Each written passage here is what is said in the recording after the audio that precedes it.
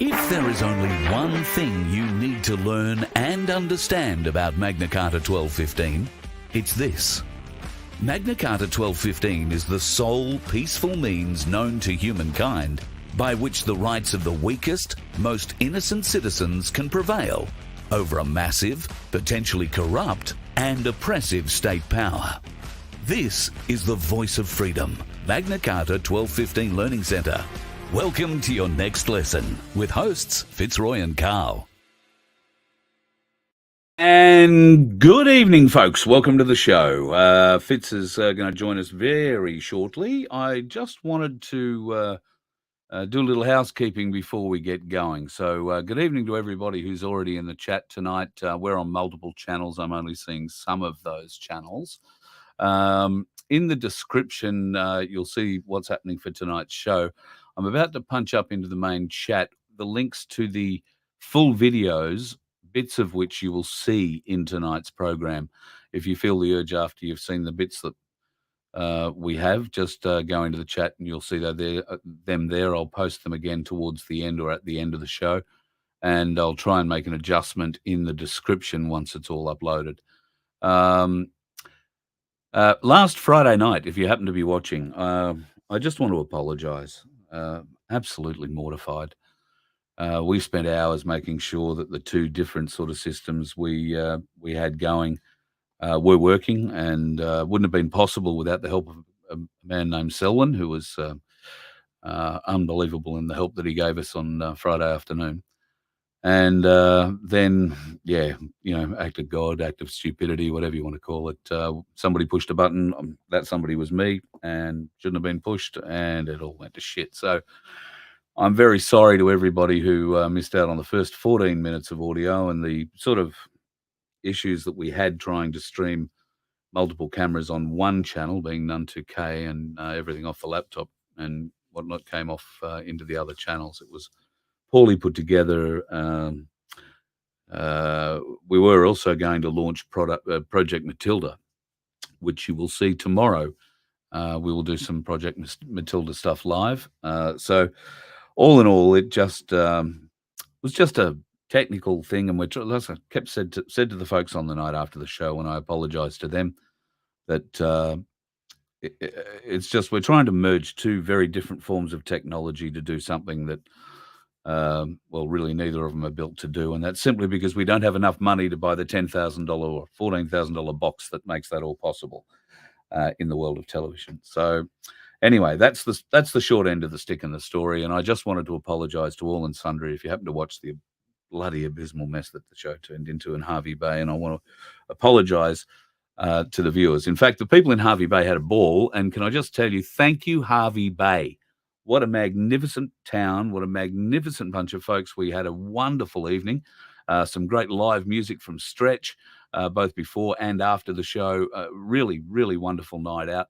Our hosts, Di and Ron, at the Pier House. Folks, if you want to stay at a B&B in Harvey Bay, I cannot highly recommend enough Di and Ron's Pier House.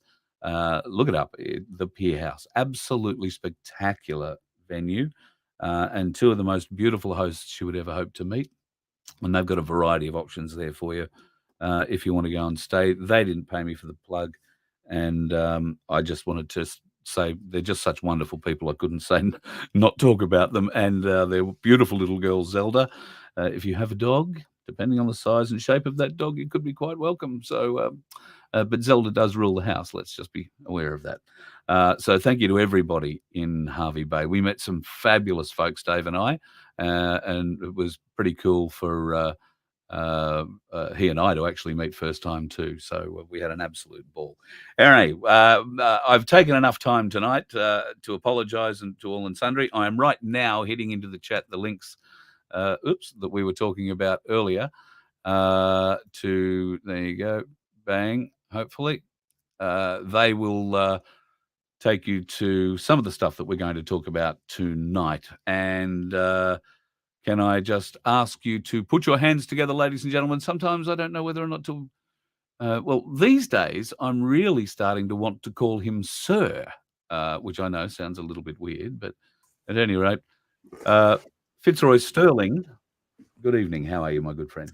Good evening, Carl. I've just been enjoying some of the comments. What was the one? You need to get out there and start the sausage sizzle. That was pretty amusing.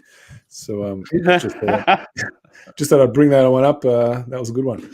You're going to do the Thank you. bunny. I'd just like to acknowledge the comments that I got after the Friday night show. A lot of people were saying I need I need permanent technical support. A lot of people were telling me where I could shove my microphone to better effect. It was a very interesting night.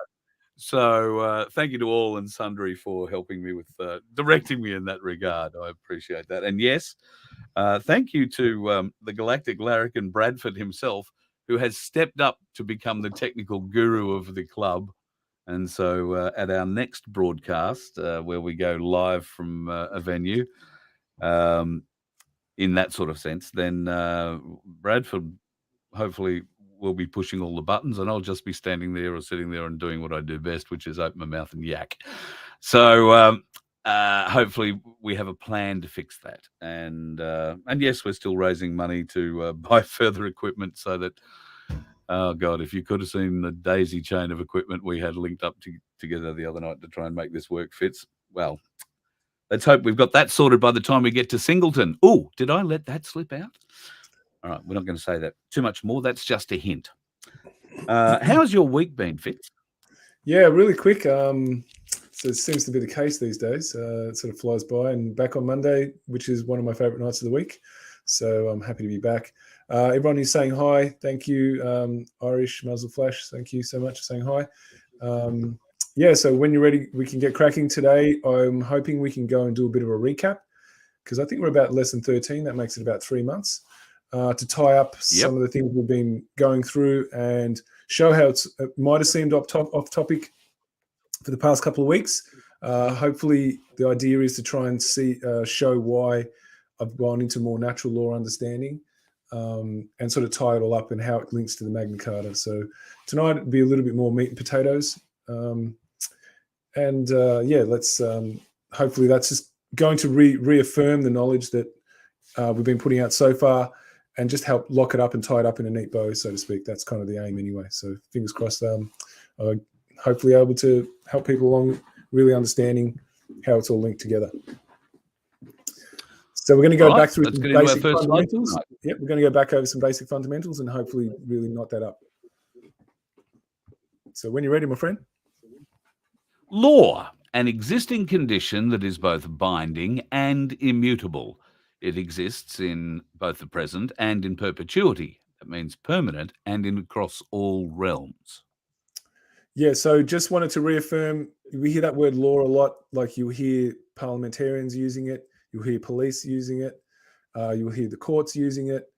What they're really saying is a superstition. They're not speaking about law. So a law is something that is out of our control. That's the true nature of a law, because it binds us with that, regardless of what we believe, right?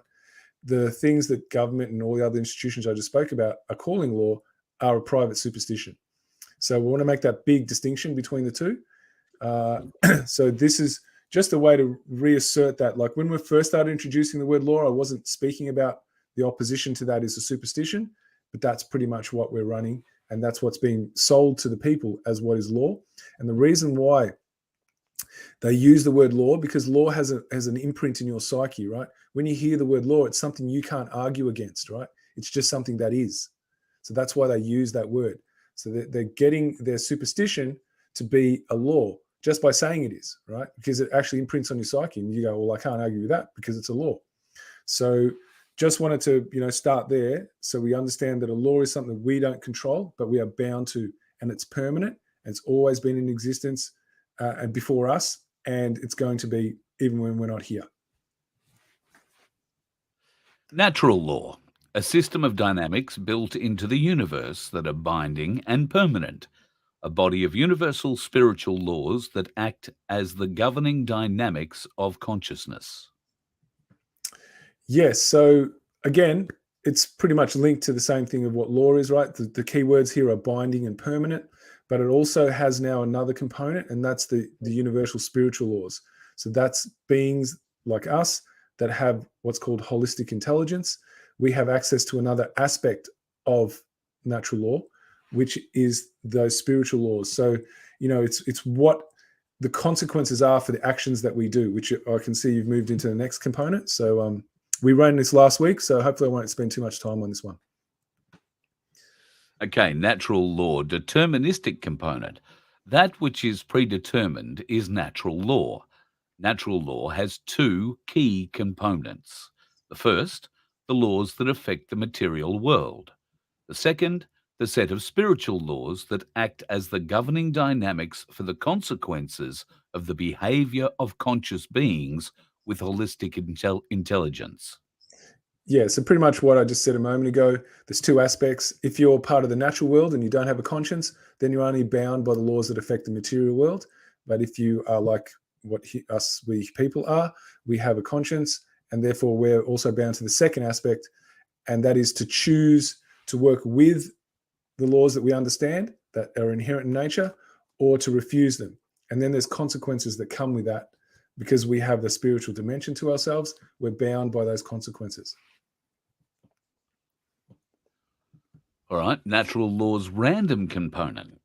The ability for beings with holistic intelligence to choose to either accept or reject truth. Those that reject truth have no understanding of natural law, therefore do not accept the responsibility for the consequences of their choice. So this one, I wanted to use the example that I was sort of running off last week with the dart, what did I call it? A juicy dart. The people who've taken Yes. that. So if you think about, if we go back into what would have been their motivation to take that, right? For a large part, it would have been something about going along to get along, right? They just don't want to make the waves, and they don't want to be a bother, Yes. or they want to keep their job. They don't want to stand out. They don't want to be socially isolated or Want to pay excluded. their mortgage, want to pay their rent. Yeah, all those things. Yeah, so this is like that immediate gratification, right? They need to get that gratification immediately, right? They need to release that tension of the fear of what will happen if they don't do it, right? So the way the natural law works is that you don't usually, not in every case, like if you go kick a brick wall, you're pretty much going to work out that was a bad idea because you're going to be in pain straight away, right? But not every action has that immediate consequential effect, right? So these people who took these darts, right, some of them will have the immediate consequential effect, but some of them won't. And the ones that won't, they'll be going, well, what's the problem, right? I don't get it. And so what they don't understand is when they take something that goes against their own integrity and they insist that others must join in, that there's that energy behind, there's something wrong with you if you don't do this. What they've done is they've set off like a domino effect. And that domino, it's not like the dominoes, you can see them and they're right around the corner and they're going to hit you in the back, right? There's a time lapse between whatever you set off into the ether, between when it comes back. But when it comes back, it's going to collect a whole bunch of other issues on the way. And by the time it hits you, right, it could be a year, it could be 2, it could be 3. You're never going to make the connection between what happened, what initiated it in the first place. That's the thing that people just don't get. They go, oh, well, that's got nothing to do with what I did 3 years ago. That's that thing, because they don't understand how karma works. And so that's why they can reject it, because there's usually for these actions, there isn't like an immediate blowback with these sort of subtle things. It takes time for that to accumulate and come back to us. And by the time it does, most people are just totally oblivious to the connection between what they set off in action, years ago. And so this is us as a society right now. We are living those consequences for what all the future generations before us and what we've done in our time have agreed to accept without really understanding its true consequences. Now we're right at the precipice because of that. Very few people are actually going to make that connection between, the actions they set off, the previous generations, et cetera, what they accepted, are going to understand that this is why we're living this life today. Okay, moving on. Natural law. Knowing how the science of these laws operates, one can choose to act in alignment with natural law and help to manifest divine order and freedom, or in opposition, which manifests violence, chaos, and slavery, also known as self-inflicted suffering.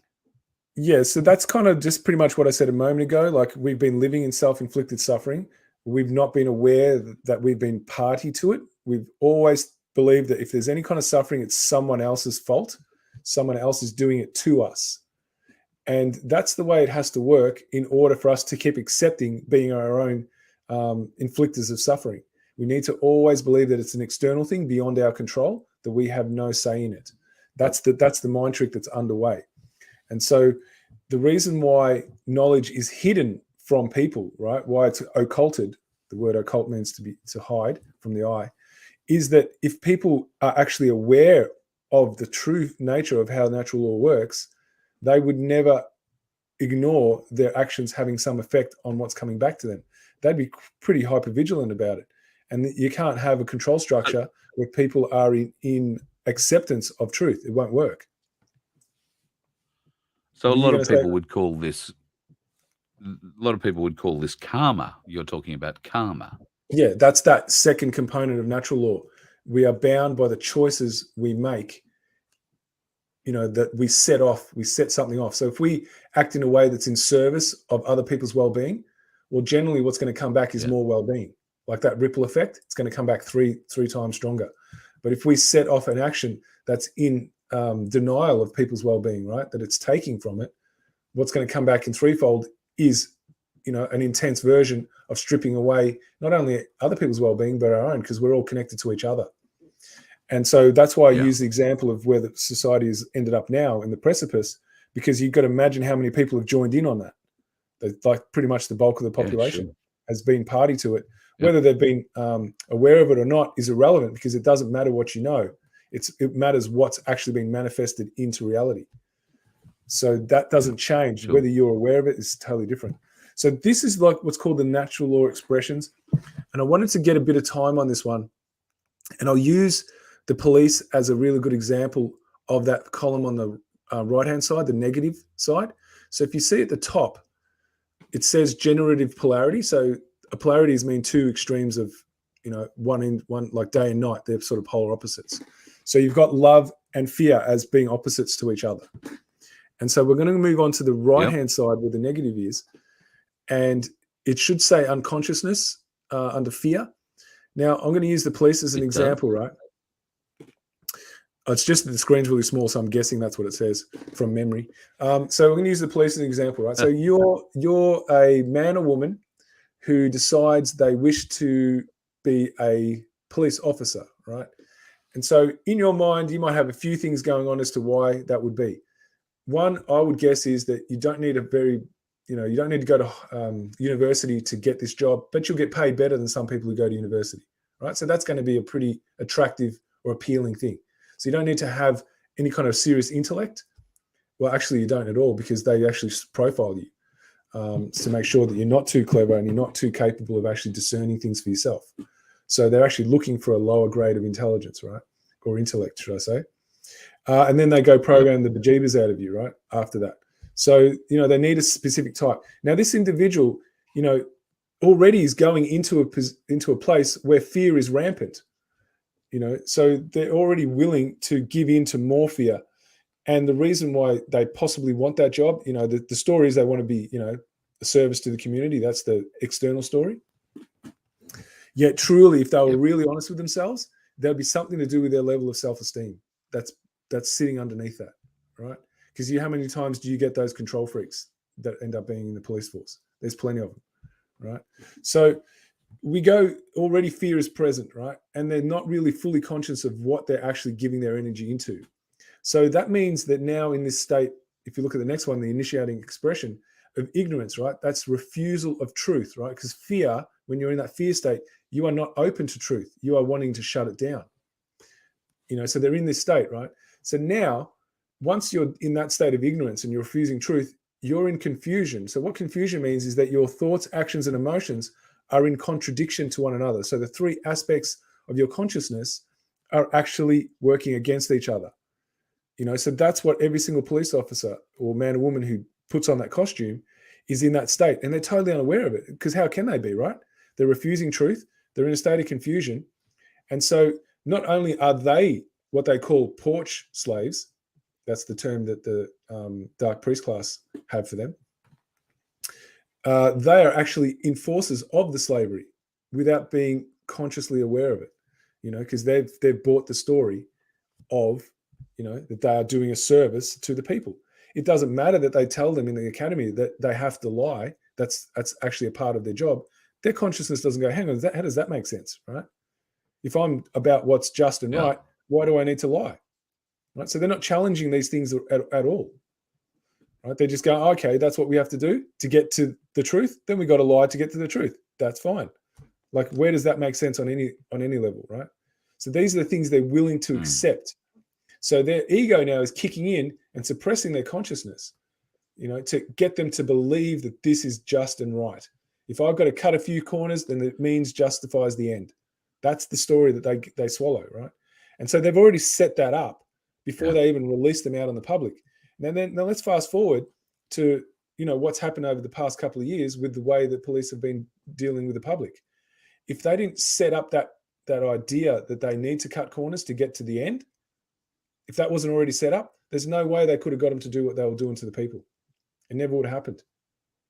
So they operate out of fear, because when they were told they had to go, do these things, and most of them didn't want to, well, they've already got a precedence of actually going against their conscience. So it's not like a new phenomena for these people. They're already broken before they started. The job that they were doing has already breaking them day by day, because otherwise they wouldn't be into alcohol and other illicit substances, which they won't tell you about. They wouldn't be miserable on the inside, trying to hide from their misery. That's why they take the substances. If they were living a full, life where they were living in integrity, this wouldn't, this is natural law at play. This is them standing against their conscience, and this is the dominoes that have been set off, and it's all coming back on them day to day. And then what do we have? We have, a system of chaos, and violence on the planet. And they are the ones who are the instigators of the majority of the violence, because it's state-sponsored. So, when they were, I'm hearing stories about that they were paid $4,000, some of them, to show up at those protests, right? Because you imagine that, right? And so that's someone who's I'm willing not surprised, but to take the carrot, you know what I mean, in order to jump over their conscience. And so the fear is fear of missing out. So they're using reward, and at the same time, what I've been told, they were squeezed really hard, if they weren't going to comply.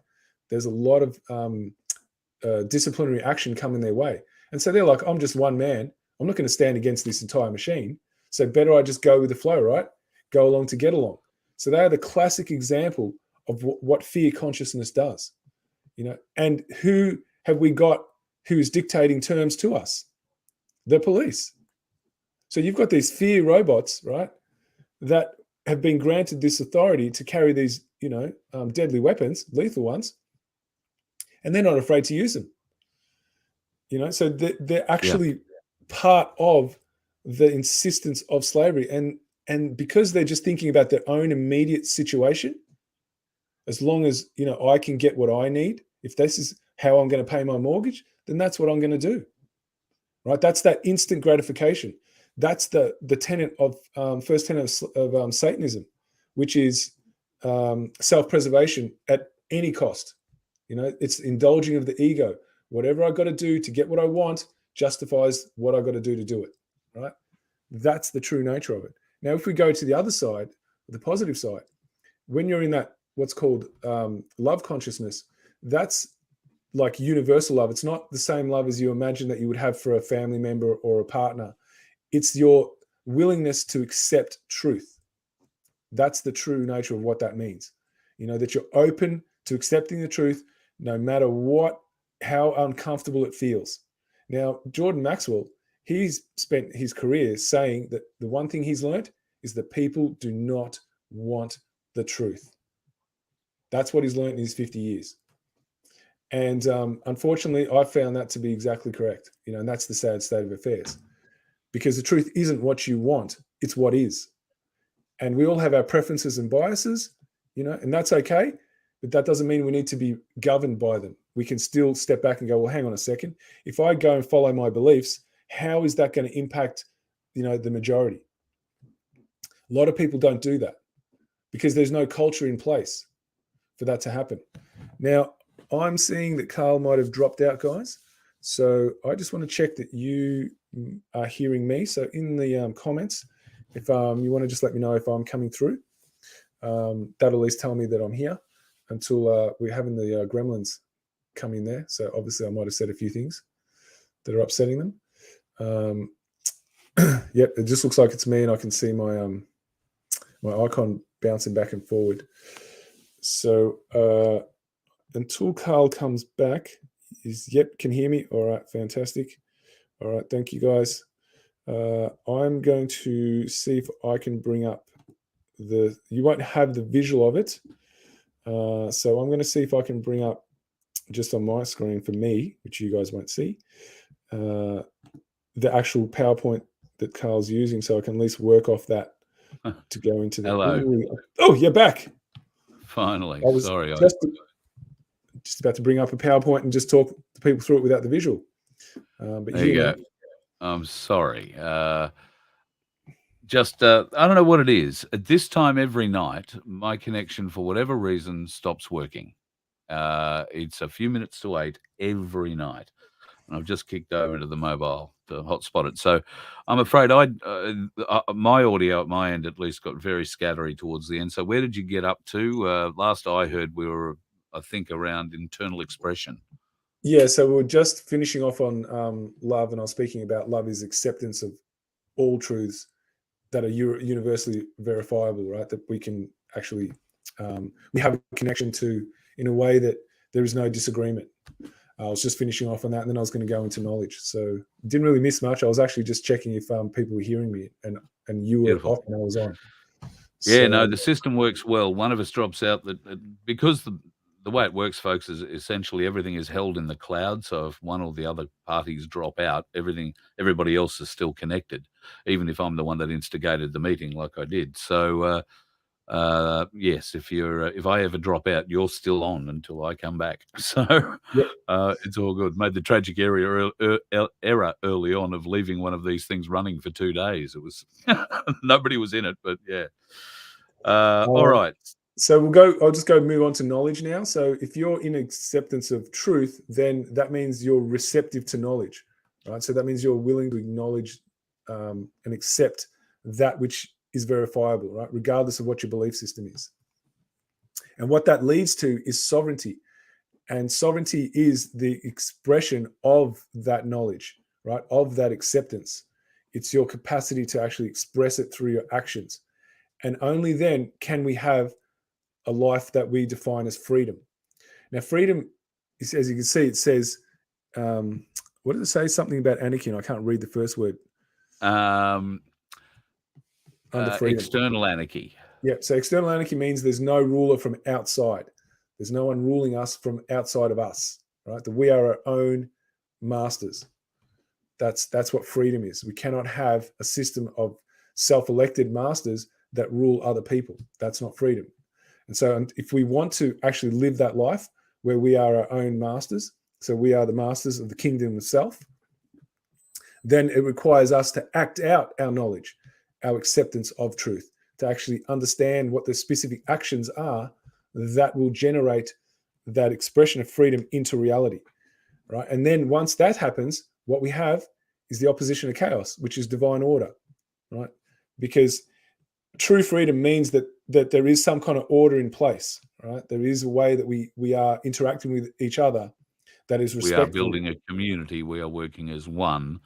I was going to say, we need to point out that there would be, I hesitate to use the word government, because government at the moment has such evil and bad connotations to it, and has been nothing but ripping us off blind. But for the sake of the argument, so people understand that there would be a form of system of governance, let's call it a council, if you will. There will be, there will not be anarchy. There will be elected representatives. Actually, we need to just clarify that word anarchy. That's incorrect. Anarchy means no slavery. So there will be anarchy. What there won't be is chaos. So they've done the confusion. They've got people confused with thinking anarchy means chaos, but it doesn't. It's the actual opposite. Because anarchy means absence of a ruler, but the dark Cabal class have got you to believe that anarchy means absence of rules, which is not, which is incorrect. Anarchy means there are rules, that we abide by rules because we need to abide by rules in order for freedom to exist. So we understand that in order for us to interact with each other peacefully, there needs to be a code of conduct that we do it, that exists. System we follow. Yeah. Yeah. And so, we'll get into that a bit deeper, but that's pretty much the essence of a divine order. Means that we respect each other's freedoms and we won't do anything to encroach on it. That someone else's freedoms are as precious as our own. So we treat them the way we want to be treated, right? It's really that simple. And most of us understand that. We don't really need an education to know that. Now, the New Ages are going to have a conniption because I see the word manifestation there.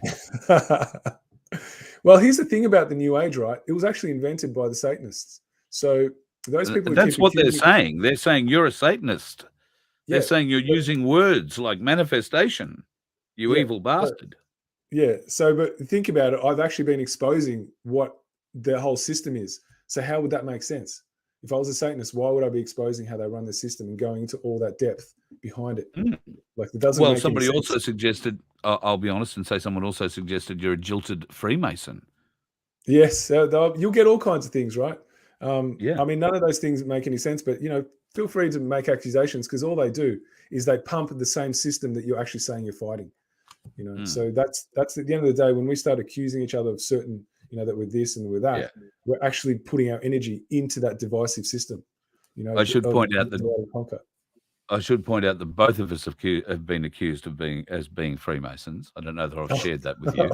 Well, I'm in good company then, aren't I? Absolutely, and I can assure you, I have grilled Fitz. He has grilled me. We are sure neither of us are goat worshipping, skirt wearing, and whatever the hell that is that they do in those buildings kind of people.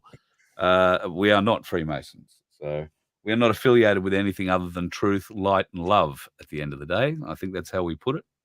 Yeah, I mean, basically, this is just a path of truth discovery, right? We're just pulling out the tools that have been set out to do that. All I'm doing is I'm showing you where they exist and how to use them. That's it. If that makes me...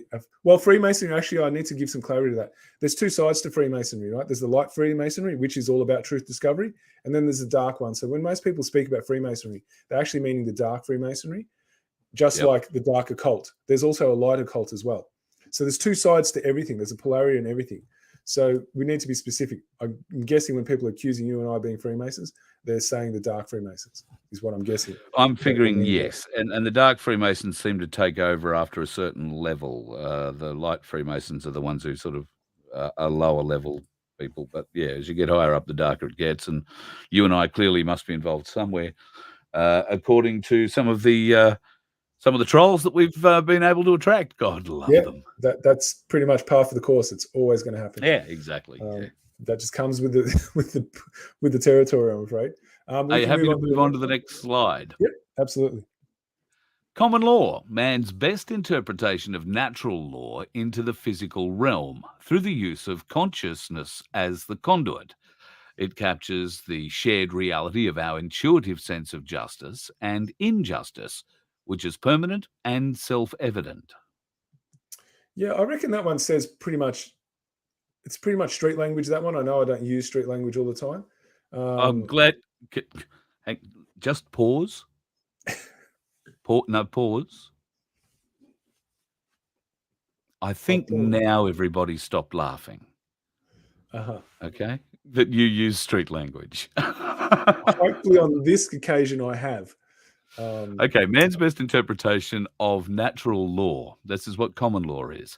Man's best interpretation of natural law into the physical realm through the use of the conscience as the conduit. So to put that in a layman's term, Fitz, that is common law is Jiminy Cricket. He is the consciousness prick or the conscious prick that you feel or don't feel, as the case works. It captures the shared reality of our intuitive sense of justice, so the things that we believe to be right and the things that we believe to be wrong, which are permanent things, like killing someone is never right. Well, no, let's not speak in absolutes there. But yeah, permanent and self-evident. So just give me a layman's interpretation of that rather than a street one like you've written. Yeah. Well, when I was saying street, I was thinking layman's. So obviously, that has a different interpretation right there. So basically, when you said it's a prick, it's like a knowing that exists that you can't explain. It's just there. So that's like your gut instinct, that we would all agree upon. Like if I was to roll out about 10 different scenarios right now, I'm willing to bet that unless there's someone who deliberately just wants to go against the grain, that everyone who's in this feed would be giving the same answers, right? 10 different scenarios that you might live in your life that most people on this feed, unless they wanted to go against the grain, would give out the same answer. That's that intuitive understanding of what people call right and wrong. Yep. That's pretty much what that's saying. Like we're just ingrained with that knowledge. Beautiful. So I'm hoping that's pretty simple. Conscious, made up of two words, con, that's a Latin prefix for together, with, and science, which is derived from the Latin verb sciere, and that means to be aware of or to learn, to know intimately. Conscience is the conduit to objective truth, discovery for beings with holistic intelligence, truth, laws inherent in nature that govern the universe. I'm hoping that's really simple, right? Your conscience is something that is pretty much your discovery path to what we can all agree, on without any sort of controversy. That's pretty much the best way I could explain it. And it happens instinctively. There are various different or degrees of conscience I would proffer you. As children grow up, and I'm thinking back here to me being, under 10, kids do different things. Some kids are braver, some kids... and I'm thinking back to a moment in my life where we still had Guy Fawkes night. We were allowed to buy crackers, and even as young as we were allowed to go out and play with them. There were some older boys from me who found a blue-tongued lizard and put a penny bunger in its mouth and let it off and killed the lizard. And I found that very difficult to understand and deal with. And if I had have done that, my conscience wouldn't have let me sleep for I don't know how long. And yet they didn't seem to have that. Now, that they too were very young, a bit older than me, but young. And I don't know what they grew up into or how they grew up. But like I say, varying different degrees of conscience there. So how does that play out as you get older, do you think? So let me just address what you've said. The conscience is always the same. It's the ego that gets in the way. So what you're expressing is not conscience. What you've just explained is someone's ego, their desire to get what they want, that overrides their true understanding of the actual consequence of that. Because the classic example is, you look at a lot of young kids, right? When you go and explain to them their actual actions and how it felt for others, you watch their face that goes all frozen and stiff and they go red. Well, if they didn't have a conscience, none of that would happen. So they already know that, but they've jumped over it because their desire to get what they want has overcome them. So that's the egoic state taking over. And we confuse that. But then they don't recognize that. They recognize that they've been caught out and they're embarrassed. That's their first reaction. That's why they're going red. Yes, except why would they be embarrassed, right? There has to be a reference in there. True. If there's no reference, they would just never get embarrassed. They'll go, I don't know, what's your problem? Do you feel that that's a waking point for them, like a lesson waking point for them? Or if it's not... Depends how it's delivered. If it's delivered in a way where they're going to be shamed for what they're doing, then no, they'll get more resistance and they'll keep doing it.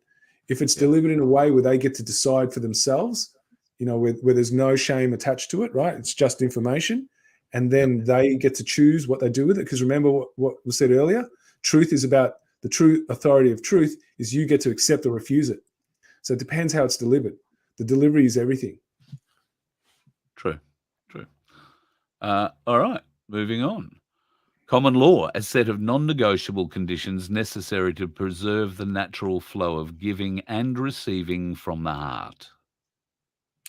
Yeah, so as a lot of people talk about what our natural state of being is, that we're, naturally competitive and we're naturally violent and we're naturally aggressive and we're greedy, selfish, those kind of things. You hear that. Our true Jealous, natural, yeah, all those yeah, things, yeah. jealousy, envy, right? Our true natural state is that we're programmable. And it's the conditions we live under that decide how we are. Yet, I use this example because I really enjoy it, because most people can connect with this. Imagine that you're walking down the street with someone that you know, and all of a sudden they trip over.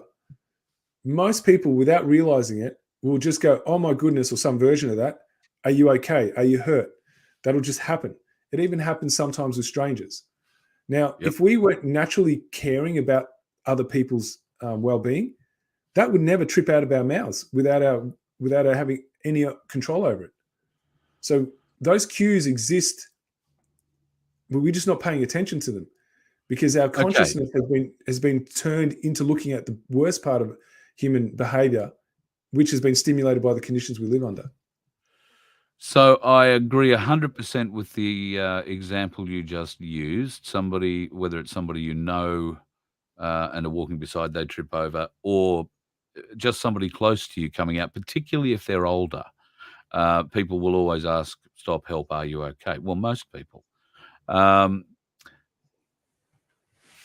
Now, with the internet, every kid has a phone, they go to school.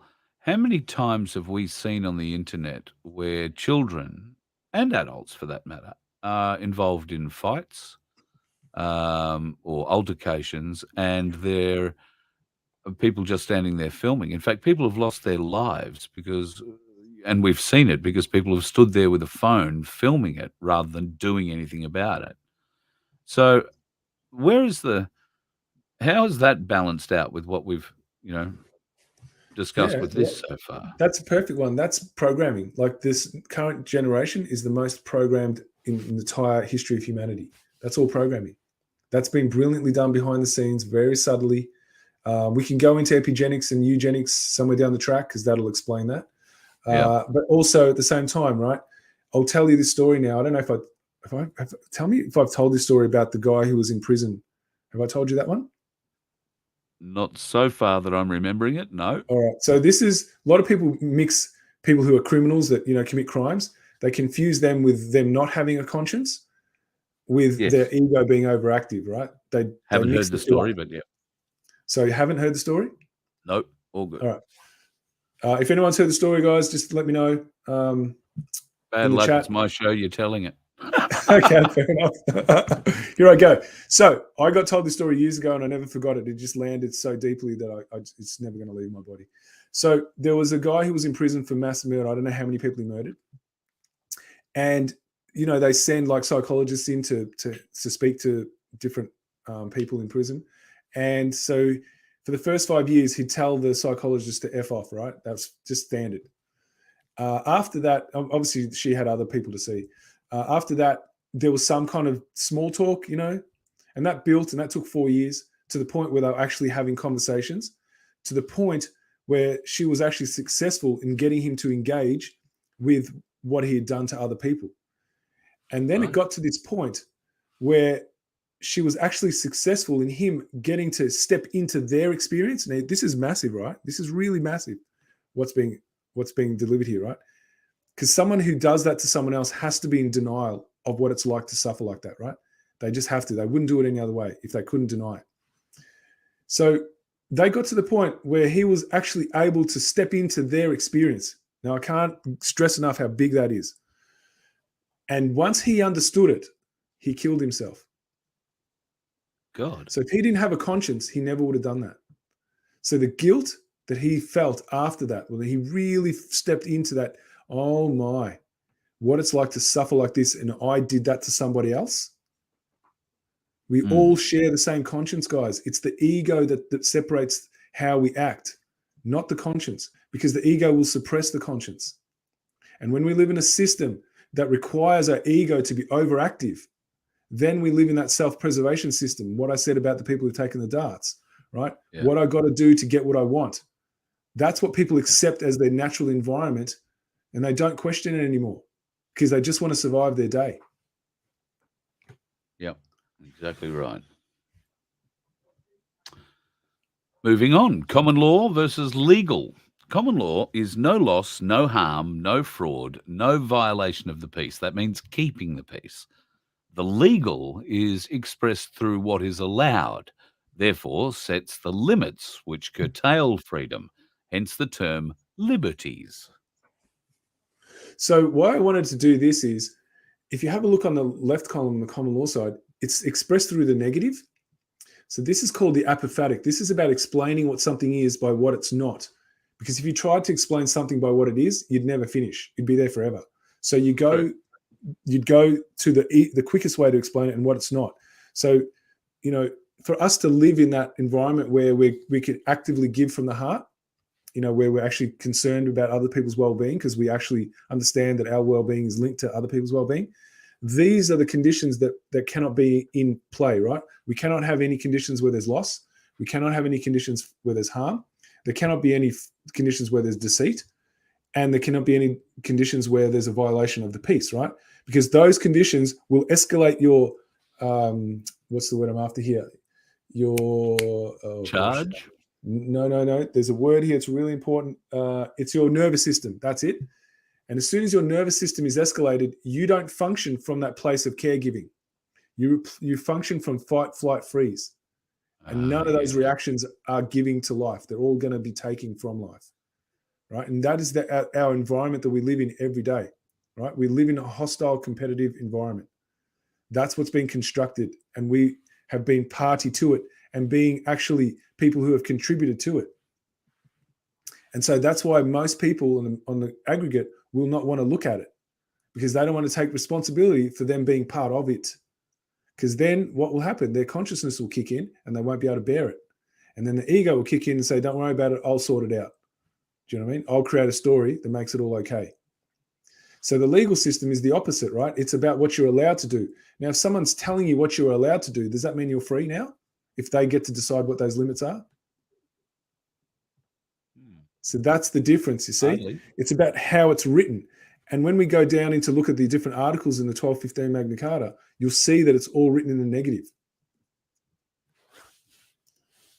Article 24. No sheriff, constable, coroners, or others of our bailiffs shall hold pleas of our crown. Which basically means they can't hold a court. They can't run a court. That's basically what it means. So see, it starts with no sheriff.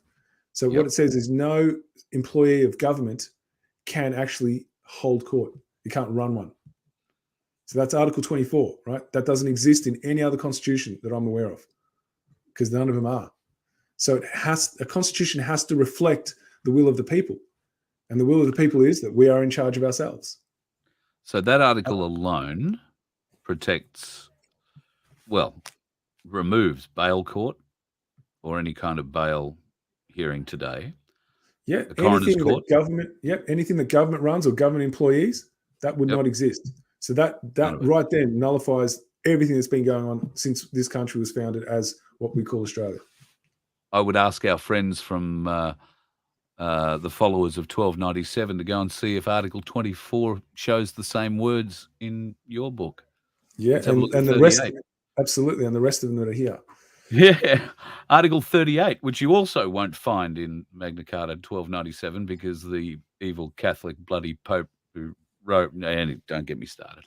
Anyway, no bailiff for the future shall upon his own unsupported complaint put anyone to his law without credible witnesses brought for this purpose. So we're going to use the intervention orders that come under the Family Violence Act, right? Yep.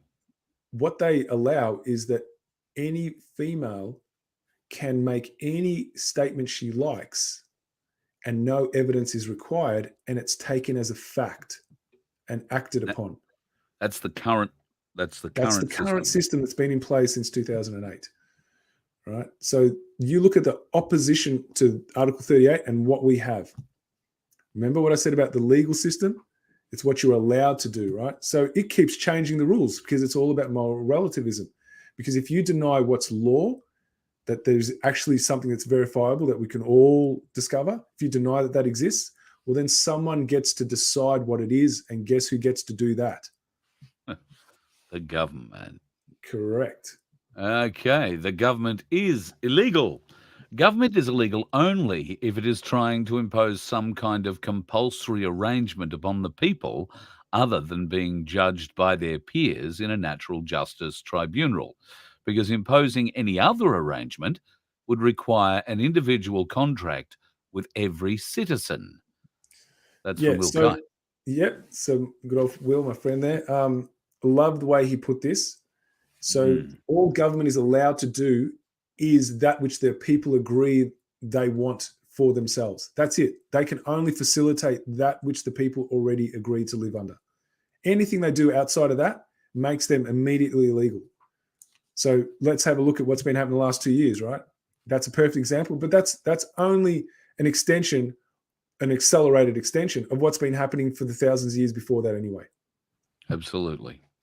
All belief in government rests on the idea that the common good justifies the legal initiation of violence against innocents to one degree or another.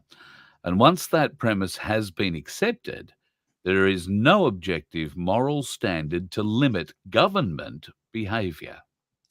I reckon that's pretty much what we've been living. Right there in a Absolutely. nutshell, right?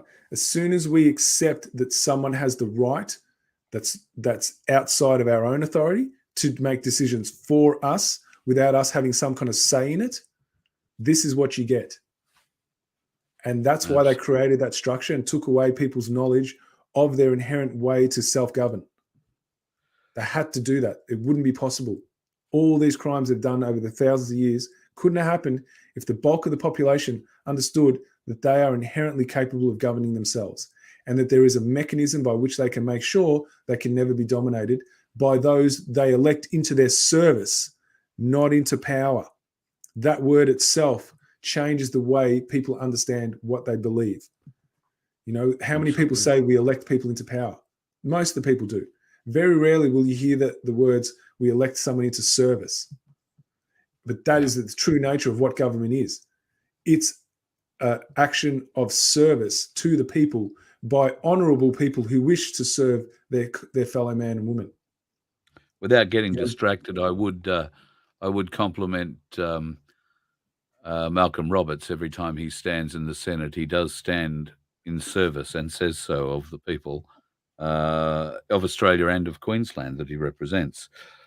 We'll talk more about Malcolm at another date, though, won't we? I reckon that's probably a good idea. Yeah, I reckon that's got it. Let's move on to this.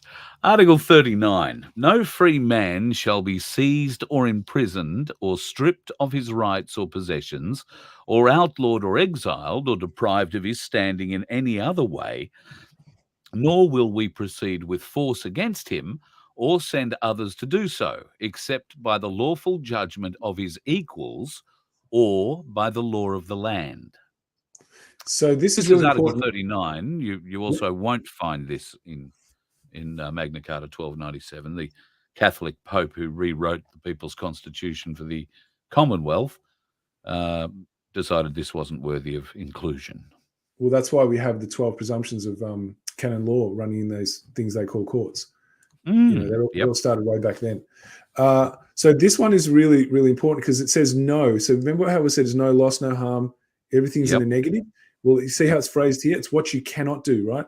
So it's saying that government cannot seize any man or imprison them or strip them of their rights, right? This is what is not allowed. This is what government is not allowed to do if it is to maintain its grant of authority that we, the people, give it.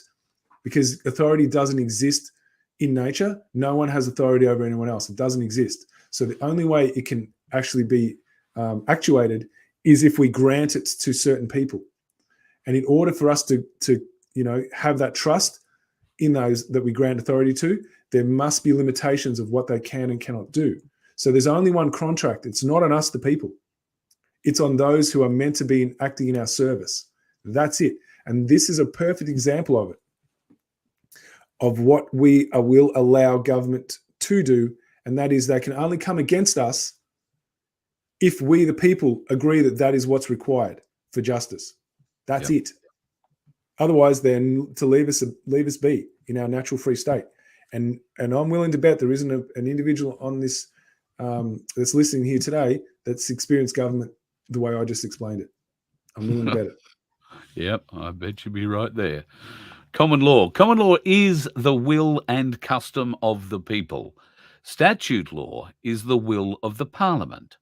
Parliament is made by the law. Therefore, it's not above it.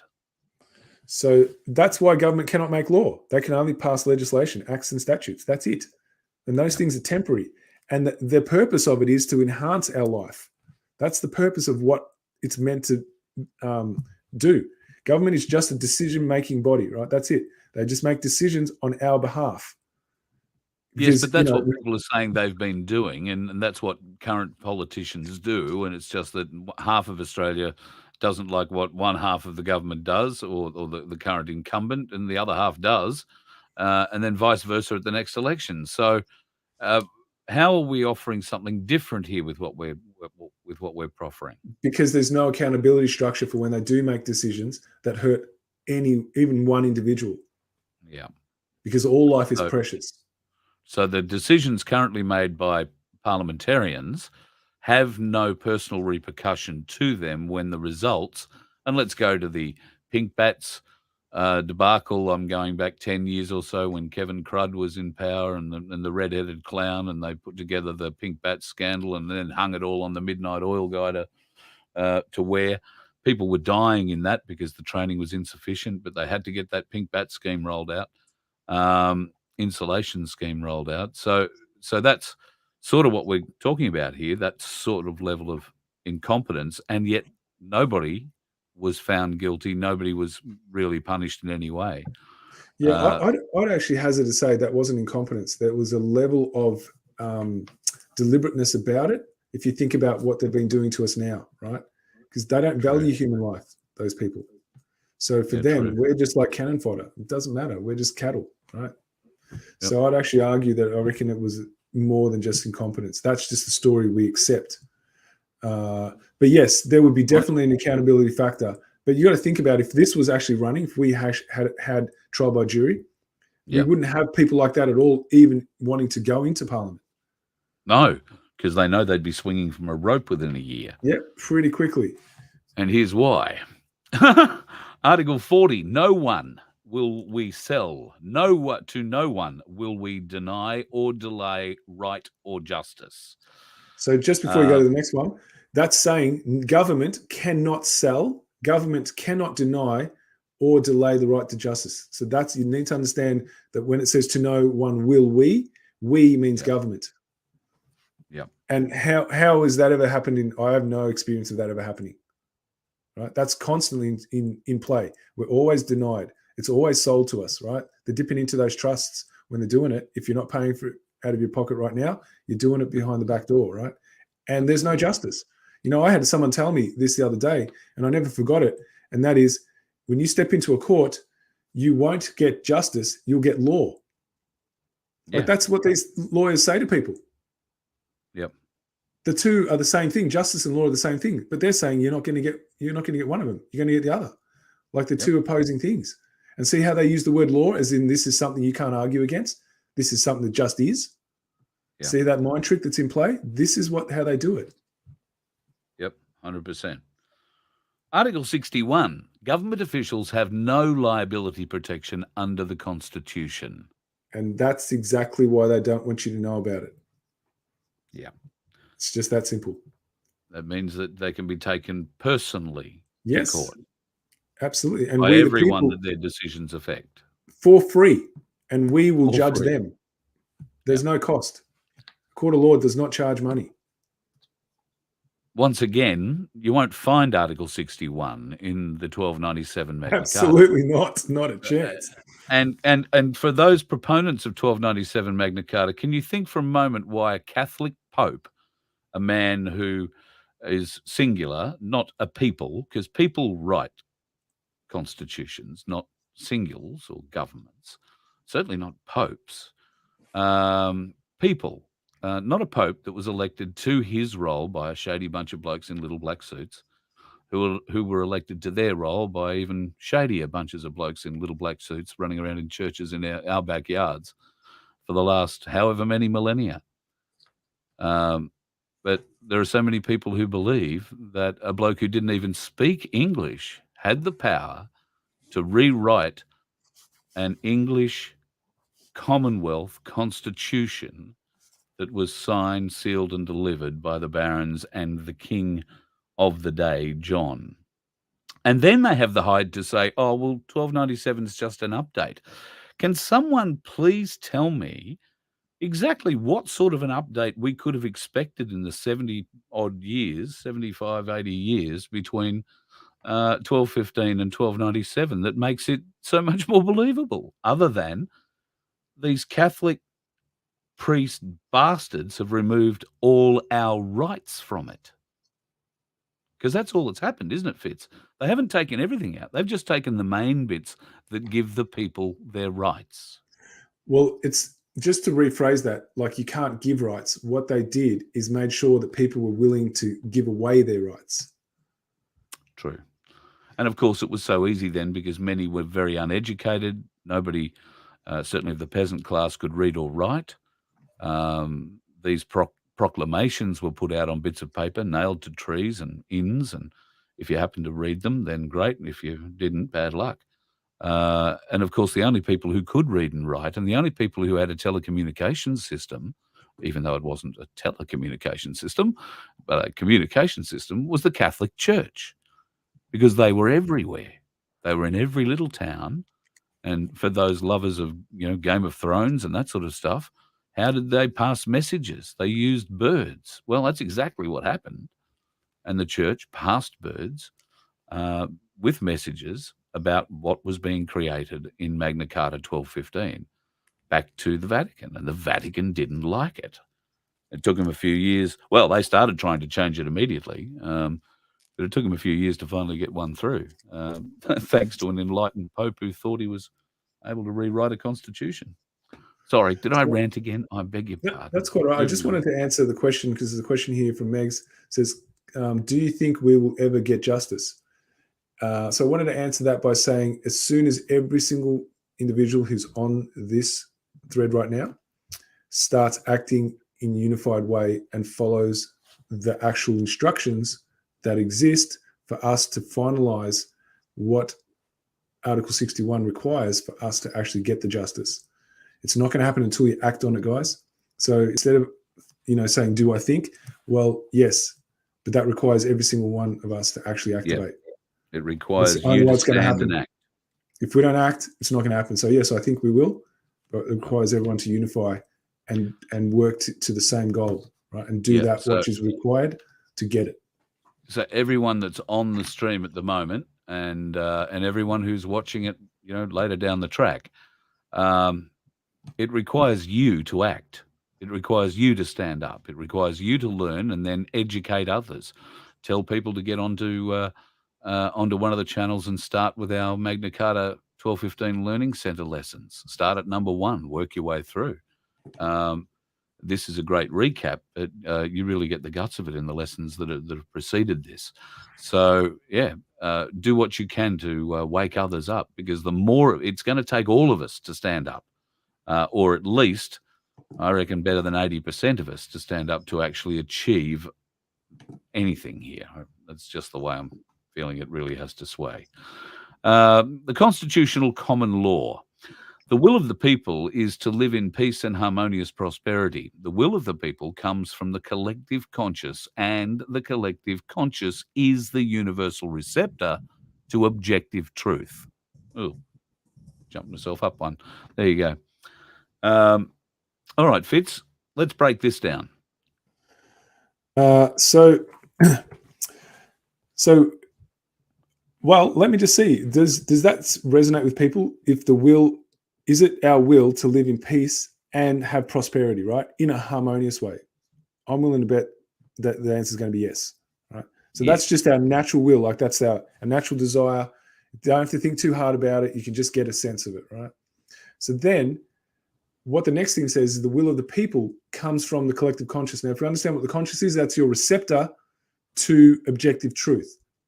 So we all share the same will, right? Because we're all tapped into the same level of consciousness. Now, make sure you're not separate. You're not confusing that with the ego state. All right. I'm talking about just consciousness, that which has the capacity to access objective truth. So that's All right, what the true will.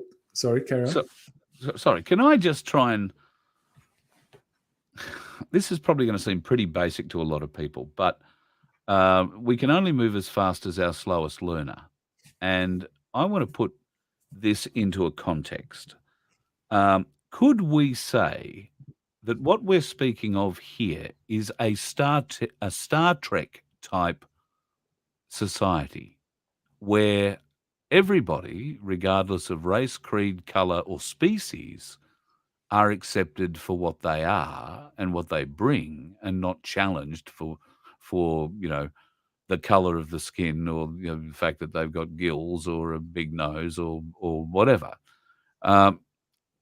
If enough people started to build a consciousness, and here we go going back to that word manifest again, but if enough people were building that sort of a vision, is that what we're looking here, where our consciousness can help begin to bring some of this toward reality, particularly the way that our society develops a forgiving attitude to each other, and no more wars, love and prosperity for all, as this says?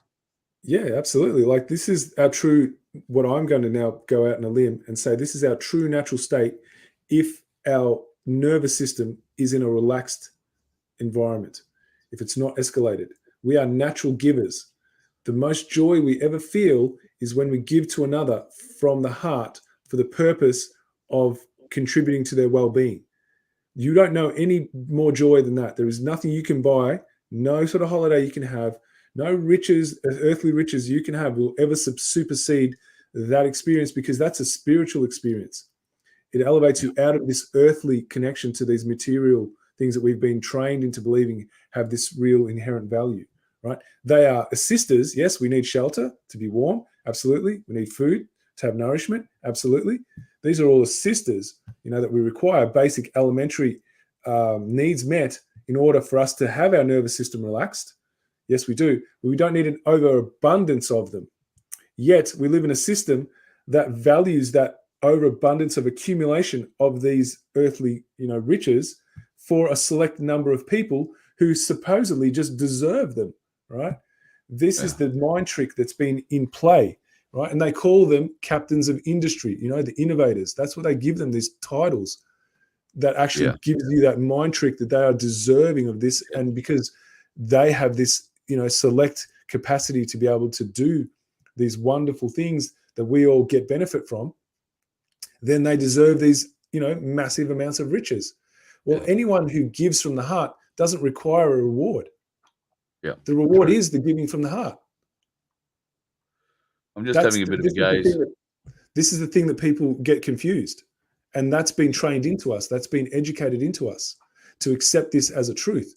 But it actually isn't. That's not our natural state. Otherwise, we'd never feel the joy when we give from the heart and we see the actual outcome of what that's done for somebody else's well-being. There's no greater joy. I challenge anyone to show me. Yep, I would agree, 100%. 100%. Now, I see we've still got quite a few more slides to go. We're already running pretty well over time, and I know we still have a couple of videos that we definitely want to get to. Do you want to stop here, or do you want to keep going through the slides? Just this last slide, and then we can stop here. No, the one you had above. Just that one? Yep. All right.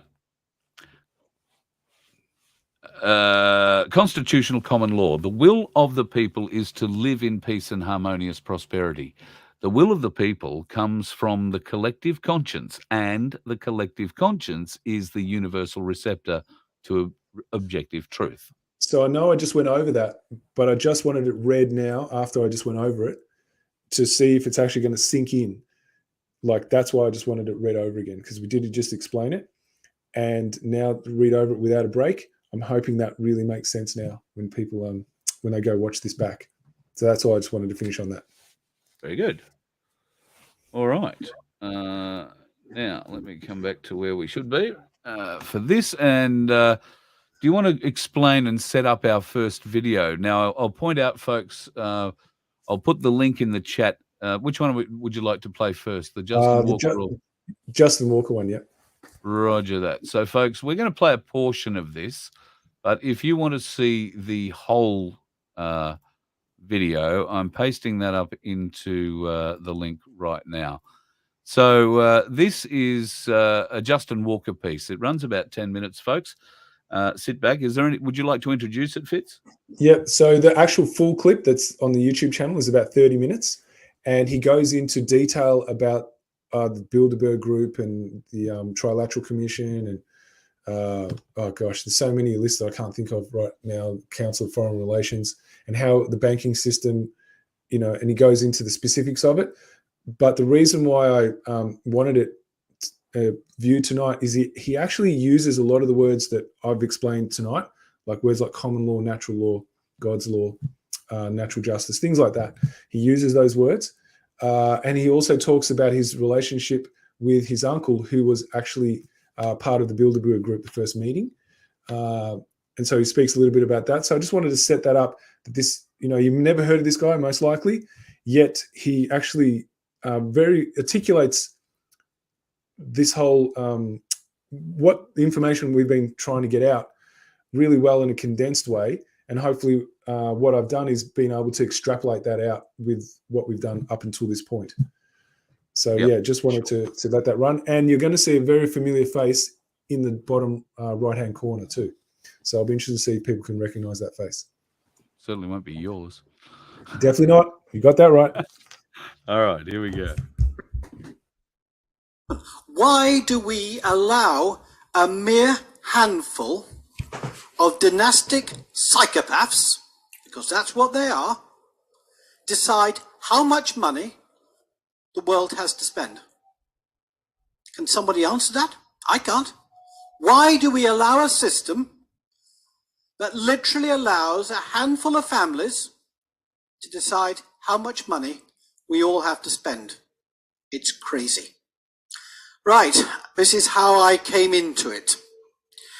The gentleman sitting underneath the blue arrow is my uncle. Uncle by marriage, Sir Harry Pilkington. He was a lovely man, I have to say, and I won't say anything other. But he attended the first ever Bilderberg conference in 1954. A year later, he became a director of the Bank of England, a position he held until 1972. I went back to school on one occasion when I was 16, and we were on the train together because he was going down to one of his last meetings at the Bank of England. And we're talking about all sorts of things, and then suddenly he broke off and said, "What are you going to do when you leave school?" So I said, "I'll probably go in the family business, family regiment, whatever." And he said, "Well, look, I'm going to give you 2 pieces of advice to take through life with you. The first is, never believe anything you read in the press, because we control it. And the second thing," he said, "was never ever believe a politician when they say they can do something. They can't, unless we say they can."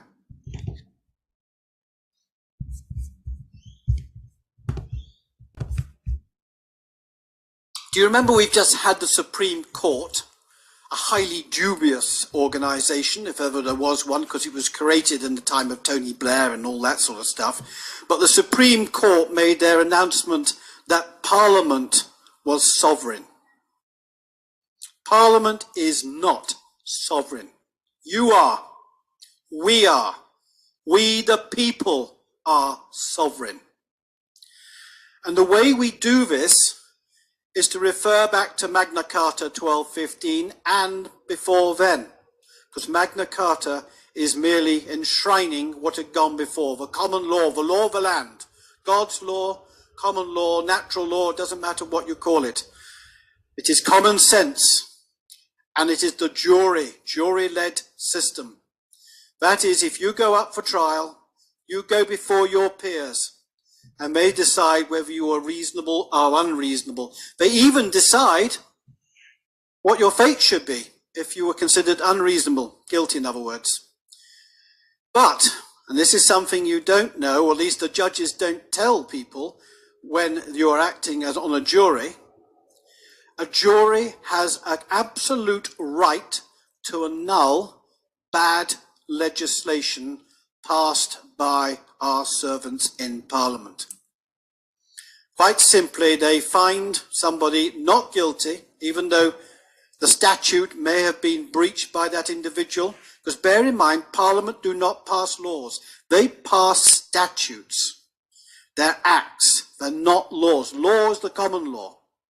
And people don't realize this. So in fact, we the people can ultimately keep control of what they get up to in Parliament. And have you noticed now that Parliament has literally created thousands of statutes to micromanage our lives? When in fact, under the common law, you are free to do whatever you like until you breaches somebody else's freedom. And that's when common sense then kicks in and you have a trial. Common law is about you don't cause harm to anyone, you don't cause loss to anyone, you don't commit a breach of the peace, and you don't conduct your affairs with mischief. Which of course is exactly what the private banking world do. And this is our secret weapon to use against them. I'm just doing a humble parking ticket. Humble parking ticket. It's great fun because I've simply said I will pay it. But first I want a letter written by a human being with a soul, written in wet ink, that PCN, parking ticket, is both legal and lawful. Oh, it's legal because the MPs or the councillors have passed it in, what is considered to be democracy. But it's not lawful because under Article 39 of Magna Carta, which, by the way, cannot be repealed by the politicians, you often hear that Magna Carta has been repealed. No, it can't, because Magna Carta was a peace treaty between a lawless king and us, the people. Not the barons. The barons in Old French means free people. Us, all of us. It wasn't just the nobility, as we're led to believe. It was for all of us. And Parliament, unfortunately for them, they cannot repeal Magna Carta 1215. The first Parliament of Simon de Montfort came in 50 years after Magna Carta. They cannot interfere with it in any shape or form. If any politician tells otherwise, they are guilty of treason. So, getting back to what we're doing. So the declaration falls into two parts. First of all, trial by jury. The second part is what we've already discussed. That is a sovereign nation creating, issuing, controlling all the money needed for our prosperity and future happiness. Right. We are organizing. You've probably seen that quite a few local groups are actually helping people who are having their houses, businesses taken off them unlawfully by the banks. Remember, the banks create money out of thin air as debt. And quite simply, we are seeing through all the paperwork. We have got people who, county courts, just give you an example. A county court, a judge acts as judge and jury. That is alien to the common law. No jury involved. That judge is guilty of treason because his oath of office is to uphold the law of the land. And we actually did arrest a judge in Birkenhead about 5 years ago now. Suddenly 500 people turned up from nowhere and took them by surprise. This is going to happen all the time now. People are waking up to the truth. So we are coming to a street near you. We are going to come with the rule of law. We're going to return back to what is rightfully ours. Right, this is the advert now. We had the Winchester Declaration. We've drawn our line in the sand. We're not retreating from that. We're only going to advance. But to advance, we've got to become a mass movement. We've got to become not organized. We're not hierarchical. We want to be linear. But we want to have hubs of activity all around, waking people up to the truth about their own past, to empower people, to show them what they can do against this evil. Because that is what's happening. Because there's one aspect I've not mentioned today, and that is child abuse and establishment-led paedophile rings. Now, I think Brian will probably touch on that in more detail. But those people in Parliament are not just stopping us from being able to create, issue and control our own money to get rid of austerity, to get rid of food banks, to get rid of suffering. But we're also seeing children on a completely unimaginable scale also suffering. And they know it's going on. They're either paedophiles themselves or they are protecting paedophiles.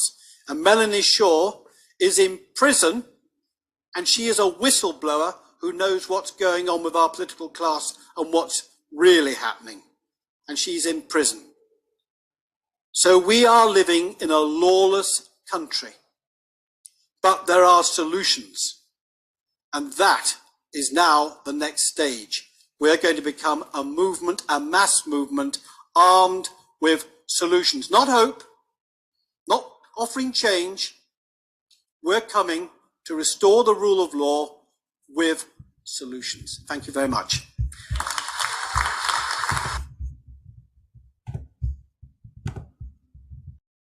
Wonderful bit of speech, I've got to say. I'm very impressed.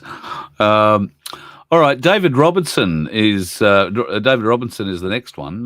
Do you want to set this one up a little bit? Yeah, just before we go ahead. Yeah, sorry, missed the head.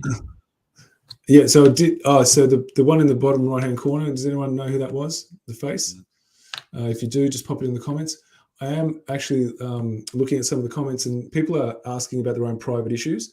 If you want your private issues to go away, guys, right, you need to follow the lawful process, because it'll get rid of every single one, not just yours, but everyone else's too. So you're giving from the heart to contribute to not only your well-being, but to others as well. So if you follow the lawful process, that is what will happen. Because remember, we're following the law, and the law is truth. So, yeah. Yep, well done, David. It's Sasha Stone. Now, anyone who knows anything about Sasha Stone, you will know that he is a big advocate on the surface anyway for freedom, right? Sure. Yet he never speaks of trial by jury. Yet what was he just party to? He can't say he doesn't know about it, right? And in this next video, you might see the same face show up. Now, David Robinson is the actual founder of Practical Lawful Dissent. He's the bulk of where I got most of my information about 1215 Magna Carta from. So now we're going to see him speaking. The quality of the video is not so poor, guys. That's why we've put the link in the comments so you can see a better version of it if you go and watch the whole thing. So I've only just condensed it down to about 7 minutes. So anyway, we're going to see David Robinson talk about trial by jury. He's going to talk about the police, you know, how they're the gatekeepers, and then he's going to explain the role of the Queen as well. So when you're ready, Carl, we can play that. Roger that. Here we go. Is the main problem.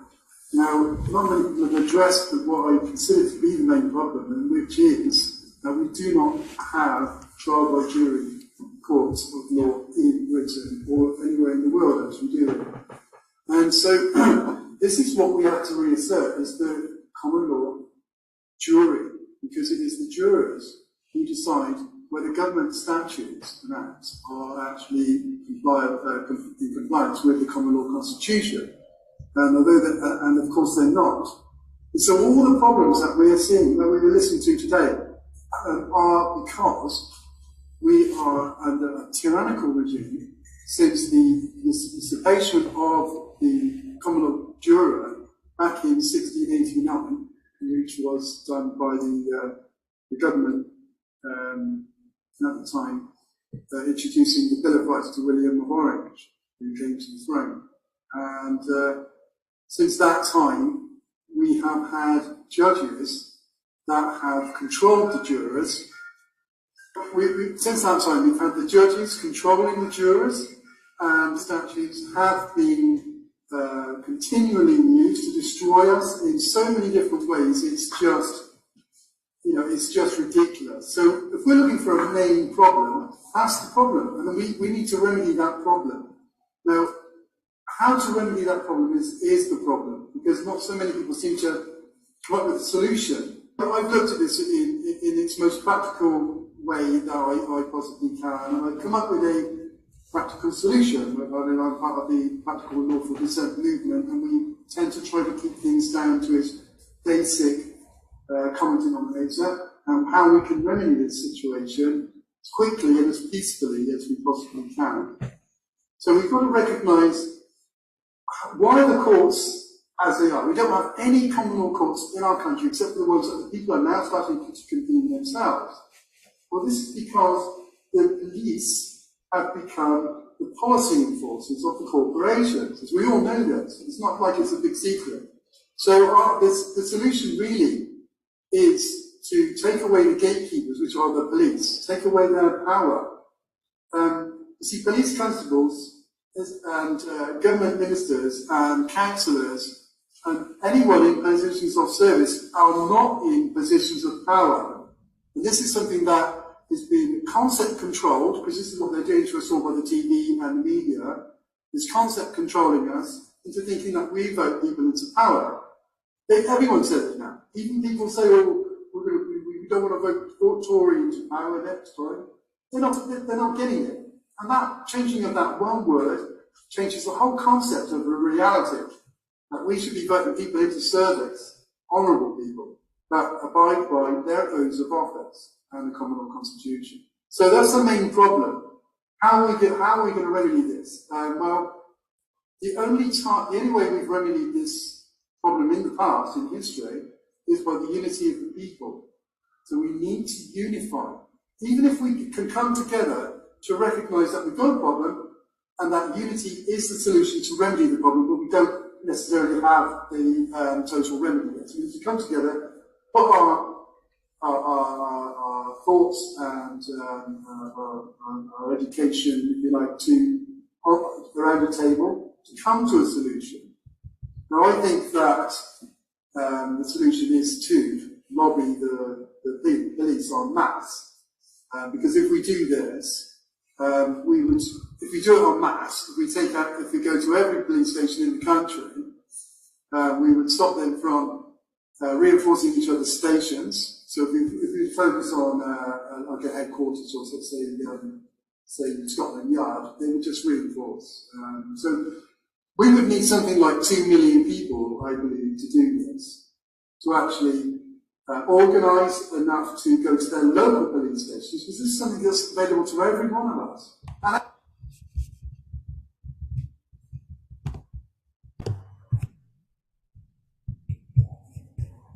And why are you ignoring this? This is what we should be asking the police. Because it's just it's a natural thing that we should be doing, but hardly anyone's doing this. So I say if we were got together en masse to lobby the police, lobby the bobby, as we like to call it, because it has the right sort of sentiment. We're not going in there with pitchforks and burning torches. We're going in there saying, look, guys, we're really concerned about the future. Look, they're rolling out 5G, fracking. We've got geoengineering. We've got aspartame in our sweet products. And lots of other things, vaccines. We can go through a whole great list. What are you guys doing? Do you genuinely care about the future? Now, they're very much controlled by their superior officers, as we know. So we're going to have to get it's going to come to a position where we're either going to change the police's individual minds to actually stand under their warrant cards and their oaths of office and to protect the common law constitution, or we're going to end up fighting with the police in defence of ourselves at some later date. So I'm saying, we need to come to the fact that we need to unify. That's the main thing. That's what history has shown us all along with certain revolutions, where we can actually stop tyranny of the state by unity. And so we think we need to act in truth, only truth, evidence facts. We're not talking about any hearsay here. With the fact that treason is being committed, and what treason means, people need to look into what treason means, because people don't really understand it. Treason means the destruction of our individual sovereignty, which is our individual natural-born, natural law rights. And this is very serious, because that's going to affect our children, and it's, in fact, with 5G rolling out, our children aren't going to survive for very long, and neither are we. So we are running out of time here, guys. So I'm going to leave it at that. That's what made my point. Thank you. Just a quick thing, is there a website there? Sorry. Well, we're just setting up a new website. Our website got hacked, because obviously we're doing something right. So it's practicallawfullysaid.co.uk. It's still in its infancy and keeps getting sort of updated. So it's up and down at the moment. Yeah. Thank you for your excellent work. Thank you. So I'd just like to make a point to back entirely what you've set up. One of the things that I'm fed up with hearing is when the politicians say that Parliament is sovereign. Parliament is not sovereign. We, the people, are sovereign. They are our sovereign. Sweden is sovereign. Well, that's another question. I think come on. So I just answer that one? Yeah. Because the Queen is the holder of the office of sovereign. She is, under her coronation oath obligations, she holds the sovereignty of the people in trust for the people. That's it. That's it.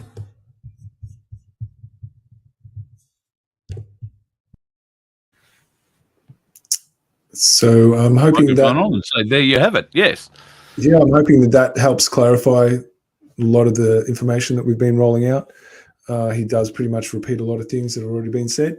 That was recorded in 2018. Now, you would have noticed the same face, Sasha Stone there, and Justin Walker.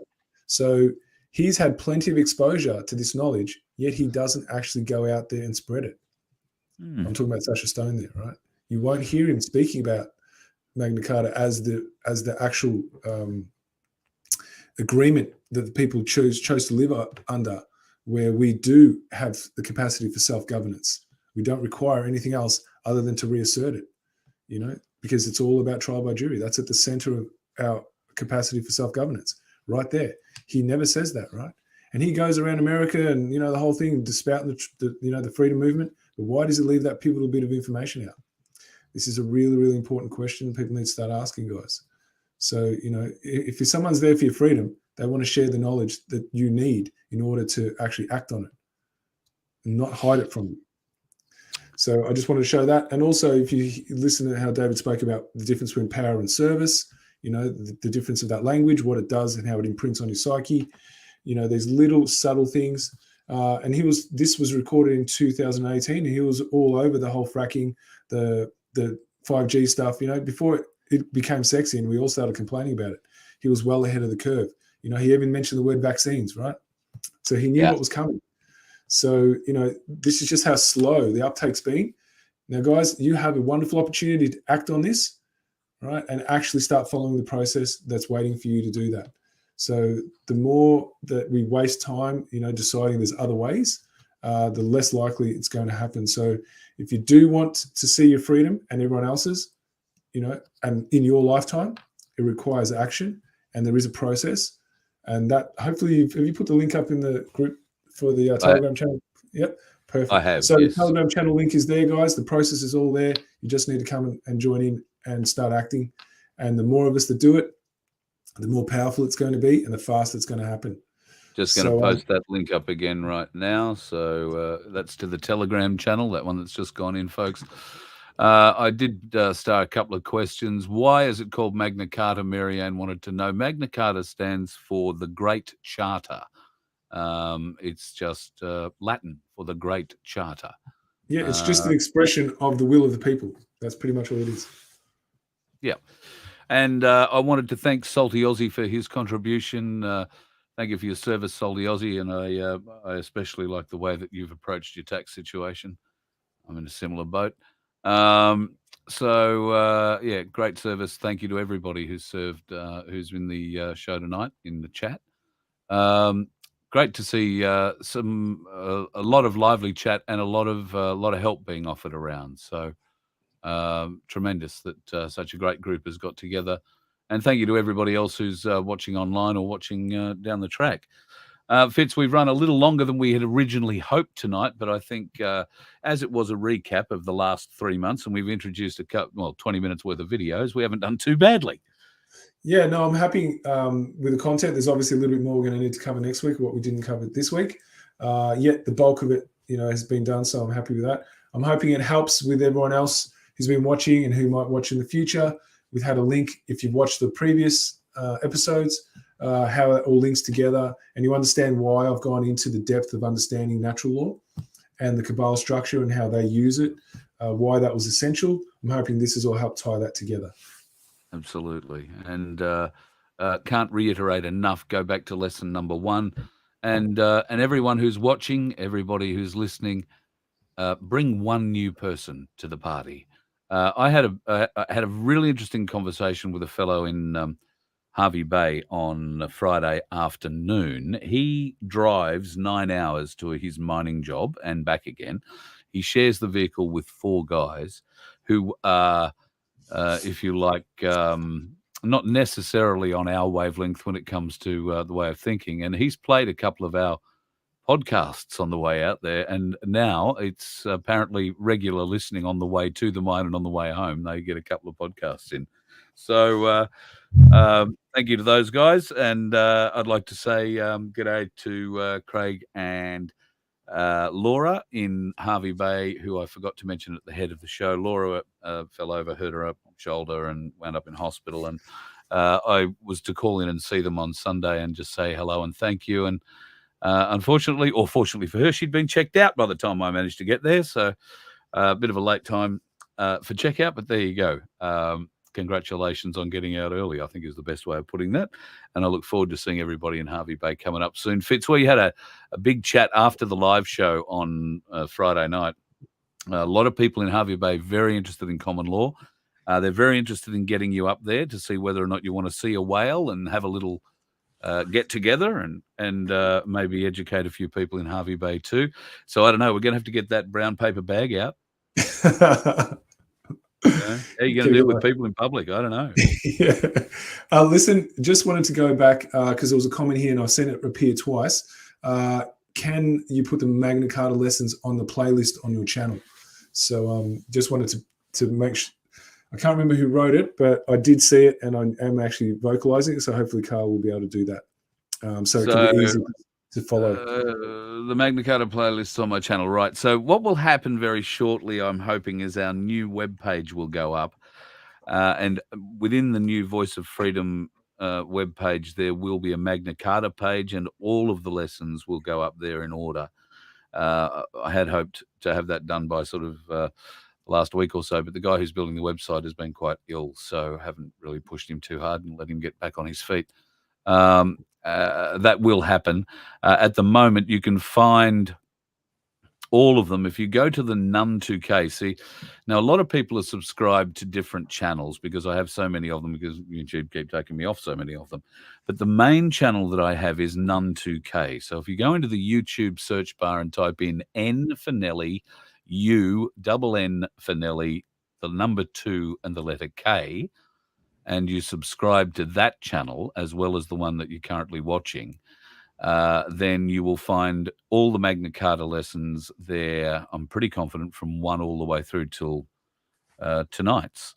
They're also going to be going up on Project Matilda, and as I say, we're going to launch Project Matilda with live streaming tomorrow. For that, we've sorted out all the bugs, and tomorrow I'm going to Brisbane to Dr. William Bay's protest meeting out the front of his hearing that he's not allowed to attend, where ARPA are going to decide whether or not they're going to take his license off him to practice medicine or not. So we'll be doing some stuff to Project Matilda from there tomorrow, and onto these YouTube channels as well. So there's a little bit of news on what's going on there. Fitz, I know that there are certain individuals in the medical fraternity who have been watching and listening to Magna Carta 1215 Learning Centre episodes, and I have had some queries from physicians and, doctors and nurses about how they might be able to employ Magna Carta 1215 in their current positions. They're still working. They don't really abide by what's going on. They want to be able to fight back, but they also want to hang on to their job. So maybe you can apply some thought to that, and we might have something for them next week. Yeah, I'd love to. I mean, in the interim, guys, if you're actually listening now, Carl did post the links to the Telegram channel. That way you can have direct access to any questions like me and the other admins. When we're free, we'll answer them as best we can. So that'll at least give you something in the interim between now and next week. I think you just posted up now. Just a couple of questions. None2K stands for the news you need to know. That was one of the questions I saw pop up. So I'm just answering for you, Carl. How about that? Thank you. Well done, mate. Awesome. And no, I wasn't drunk when I came up with it. It's just that YouTube wouldn't let me type all that in. And so I had the bright idea of cutting it down to none 2K. It seemed like a good idea at the time. I now see the error of my ways, but there you go. George has asked something here. Where did I see that go past? Is Bosie on tomorrow night? No, Bosie is not on tomorrow night. Bosie is not going to be on Tuesday nights until further notice. He has made it clear that he is unavailable pretty much all of August at this point. So I haven't had much of a chat. In fact, I'll be honest, I haven't had any chat with him regarding it. I know that through other sources that he's pretty busy in what he's doing at the moment, and I wouldn't expect to hear from him until maybe early September, if we're lucky. However, if something should happen, I am reasonably confident that he will pick up the phone and give me a call and tell me that we need to sit down and have a chat. So fingers crossed that will happen in the not too distant future. Just having a bit of a look if there is anything else there. Doctor's website. Yeah, right. So there is a new website, amps.redunion.com.au, I'm pretty sure it is. Now, AMPS is Australian Medical Professional Society, and they are going up against the AMA. I would urge people in Brisbane, particularly, if you can get to Dr. Bay's protest tomorrow, it's between 10 and 3 at 192 Ann Street in Brisbane CBD. Now, they're going to decide whether or not to deregister him, and they don't even let him into his own hearing. His lawyer is only allowed into the hearing via video conference. So, unbelievable. And, of course, these nameless, faceless people who make this decision are not medical professionals in any way, shape or form. They are bureaucrats, lawyers, accountants, and that's about the extent of it. I'm not quite sure what you'd call ScoMo's brother, but yeah, ScoMo's brother sits on the APRA board. In fact, I'm not sure if he doesn't head the APRA board. So if you've got something better to do tomorrow, then go and do it. But if you happen to be in Brisbane and you've got nothing to do, come along and help support Dr. William Bay. Now, AMPS are also having a public meeting on Wednesday night. I don't have the details with me right now, but that's also in Brisbane. And there will be a Q&A. I think there are going to be 8 or 10 doctors up for a public Q&A. Now, I did ask if I was going to be able to stream from that event, and I haven't gotten okay to do it yet. That probably won't happen. However, I do plan on going along to it and just seeing, what's, what they're saying. I'm very pleased that the medical side of the business is getting up now and starting to kick back. I think it's 2 years too late, but it's better than not standing up at all, I think. So that's a few of the things that are going on. And if you are in Brisbane tomorrow, please come along, come and see us. I'll be wearing our new Voice of Freedom shirt if I'm not wearing our new Magna Carta 1215 shirt. Fitz, we haven't spoken about the shirts. No, I didn't. I wasn't aware that that's even in play. So this is learning for me on the job. Oh, well, there you go. I have 2 of them. I've been wearing them rather, well, dashingly, if I say so myself. People may have already seen our logo, which we spent a lot of time and, can I say, a reasonably significant amount of money getting sorted. Now, that has been put now onto some T-shirts. Now, they were test shirts, and unfortunately, our night has come up a little dark on some of them, so it looks like a big black blob on your shirt. But however, the full-sized back of the T-shirt looks absolutely spectacular. So our shirts are being refined, but we will have some Magna Carta 1215 shirts available. If you would like to have one, it would help support the site, and will help keep the lessons going. And we may even be able to fund a new brown paper bag for Fitz to get him out faster.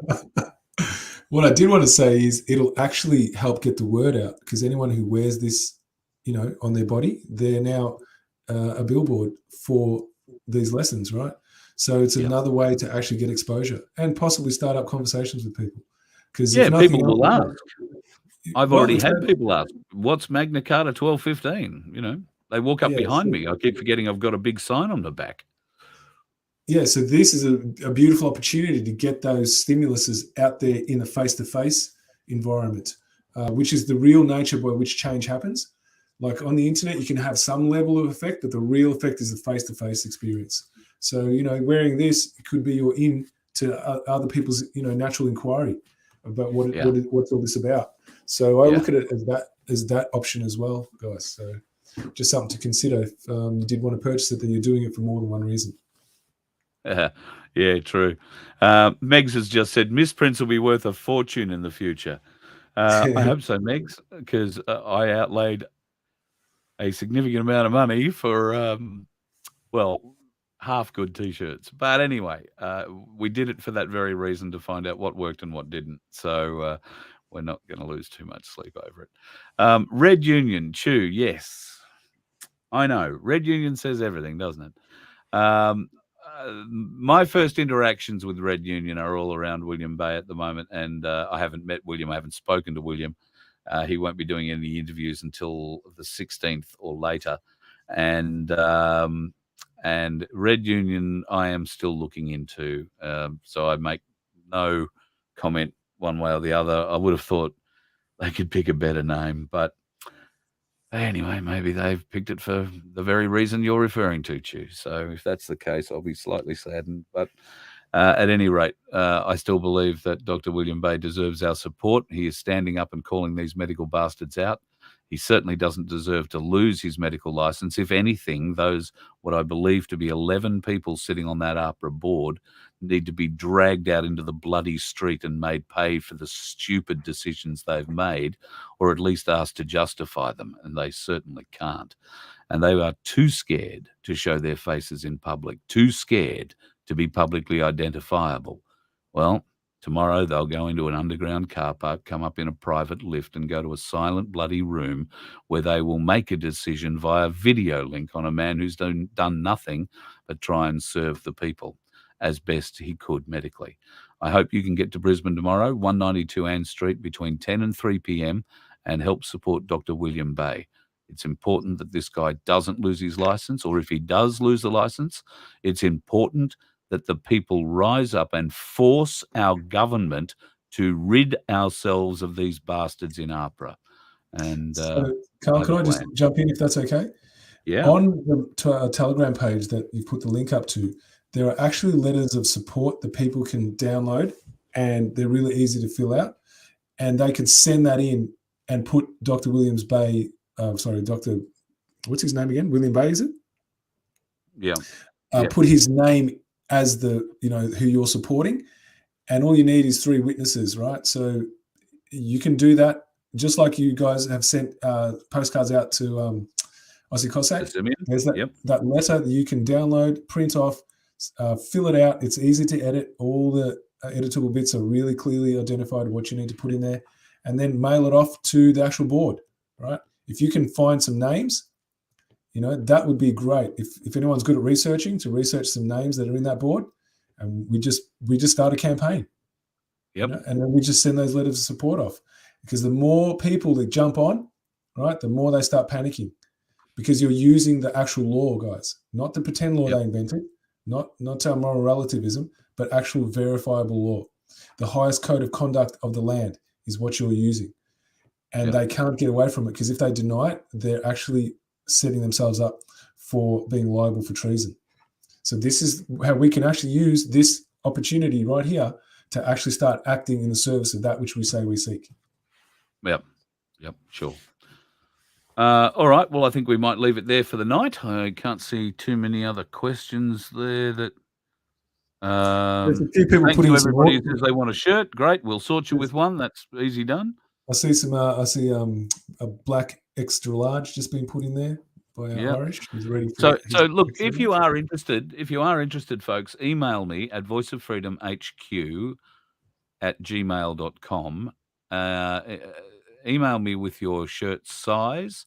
I'm going to get some by the end of this week in various sizes, from small through to extra large. I'm not going to get a heap of them because they cost a bloody fortune to make. But I think I'll have about 25 of them by the end of this week.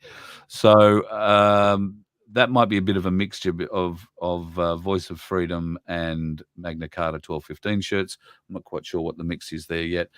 We are also getting some new Magna Carta 1215 shirts done, but I've got to send the artwork off to a very good friend of mine who has come out of the woodwork and reappraised me of the fact that he owns a textile business and can help me out with T-shirts at a pretty good price.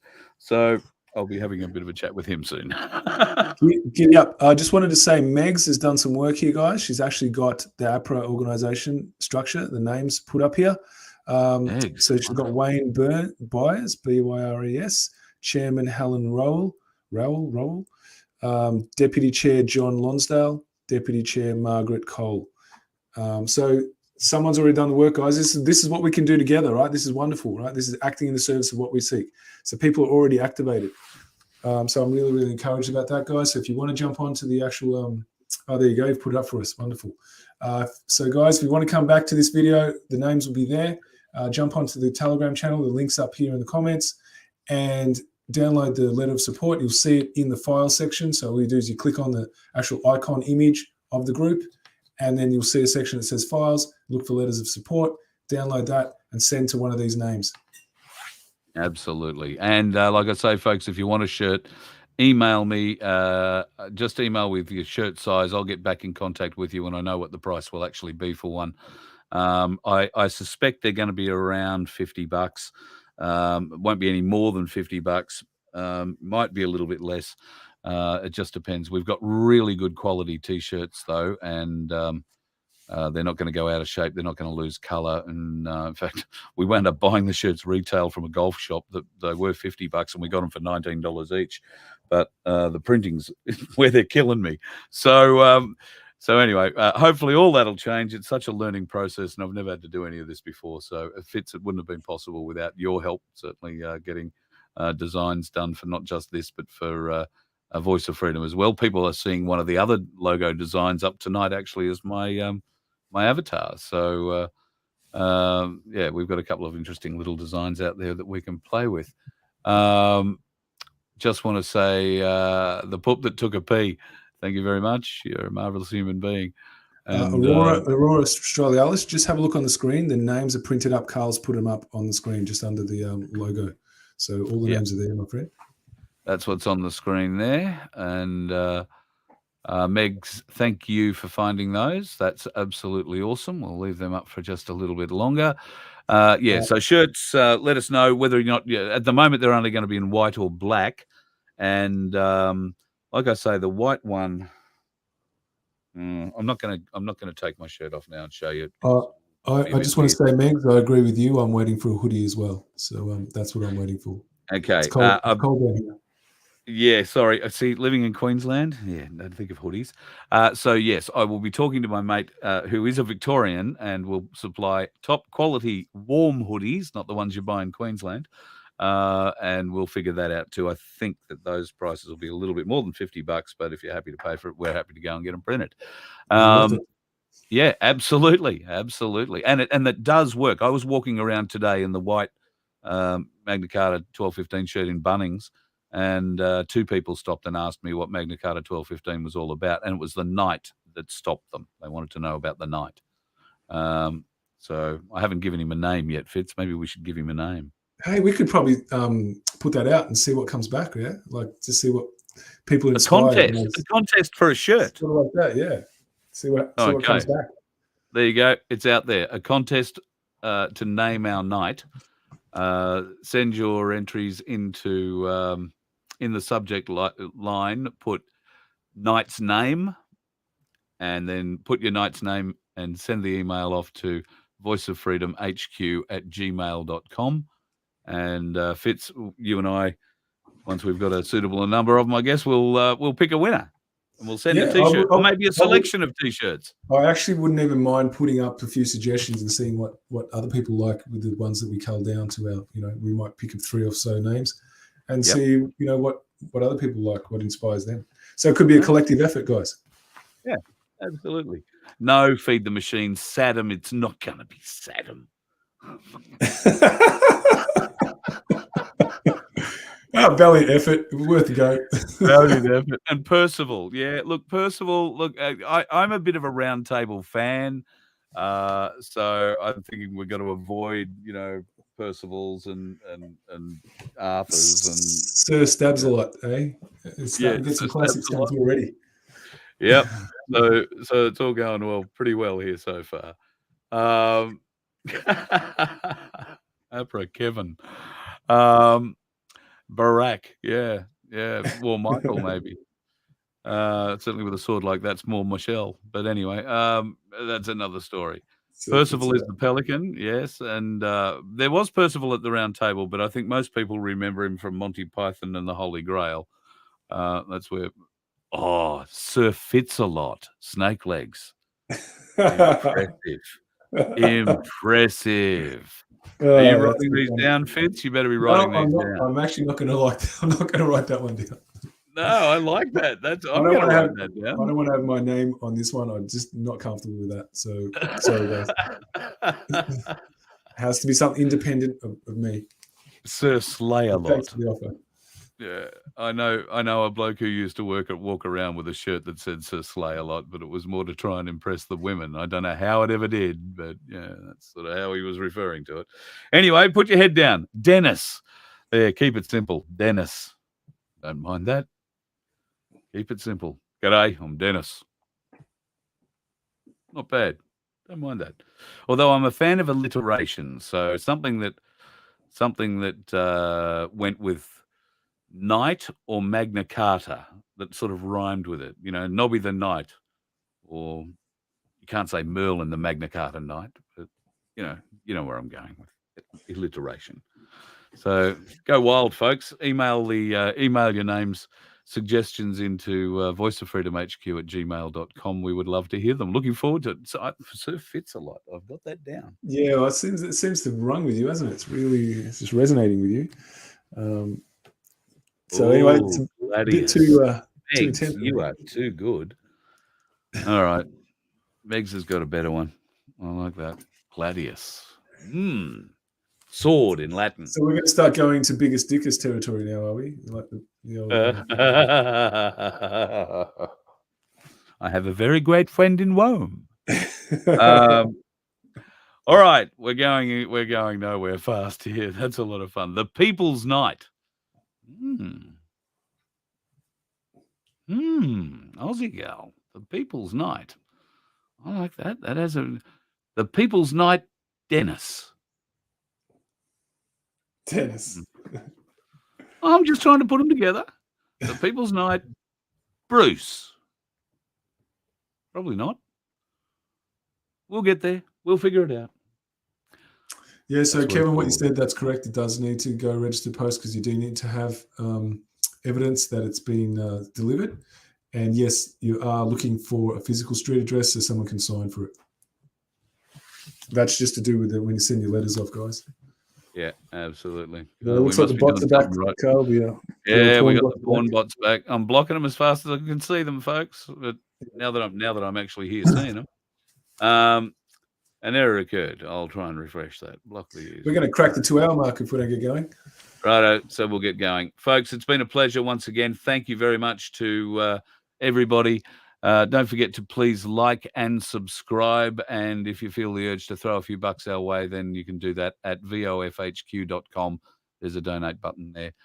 It's all secure, and we thank you. Shirts are coming, and don't forget, if you would like to then please like to get a shirt, then please email me your size, and I will tell you whether or not we'll have one and how many we'll have and when we'll have them for you, and we'll arrange payment and send them to you very promptly. It's all going to be in hand sort of by the end of the week, we hope, so it should be good for that.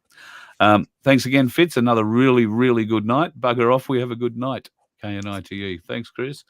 Go forth. Think of a name. Email that name into voiceoffreedomhq.com. Voiceoffreedom. What am I saying? voiceoffreedomhq@gmail.com, and we will have our night with a name in the not too distant future. Thanks, Fitz, for everything again, mate. Good night, everyone. Thank you for all your contributions, and yeah, giving us something to have a bit of a laugh over too. Yeah, I look forward to seeing you all night. next week. Love your work. Have a good one, folks. Be safe if you're on the roads. Hey. You let one ant stand up to us, then they all might stand up. Those puny little ants outnumber us 100 to 1. And if they ever figure that out, there goes our way of life. It's not about food. It's about keeping those ants in line. That's why we're going back. Does anybody else want to stay? Let's rock!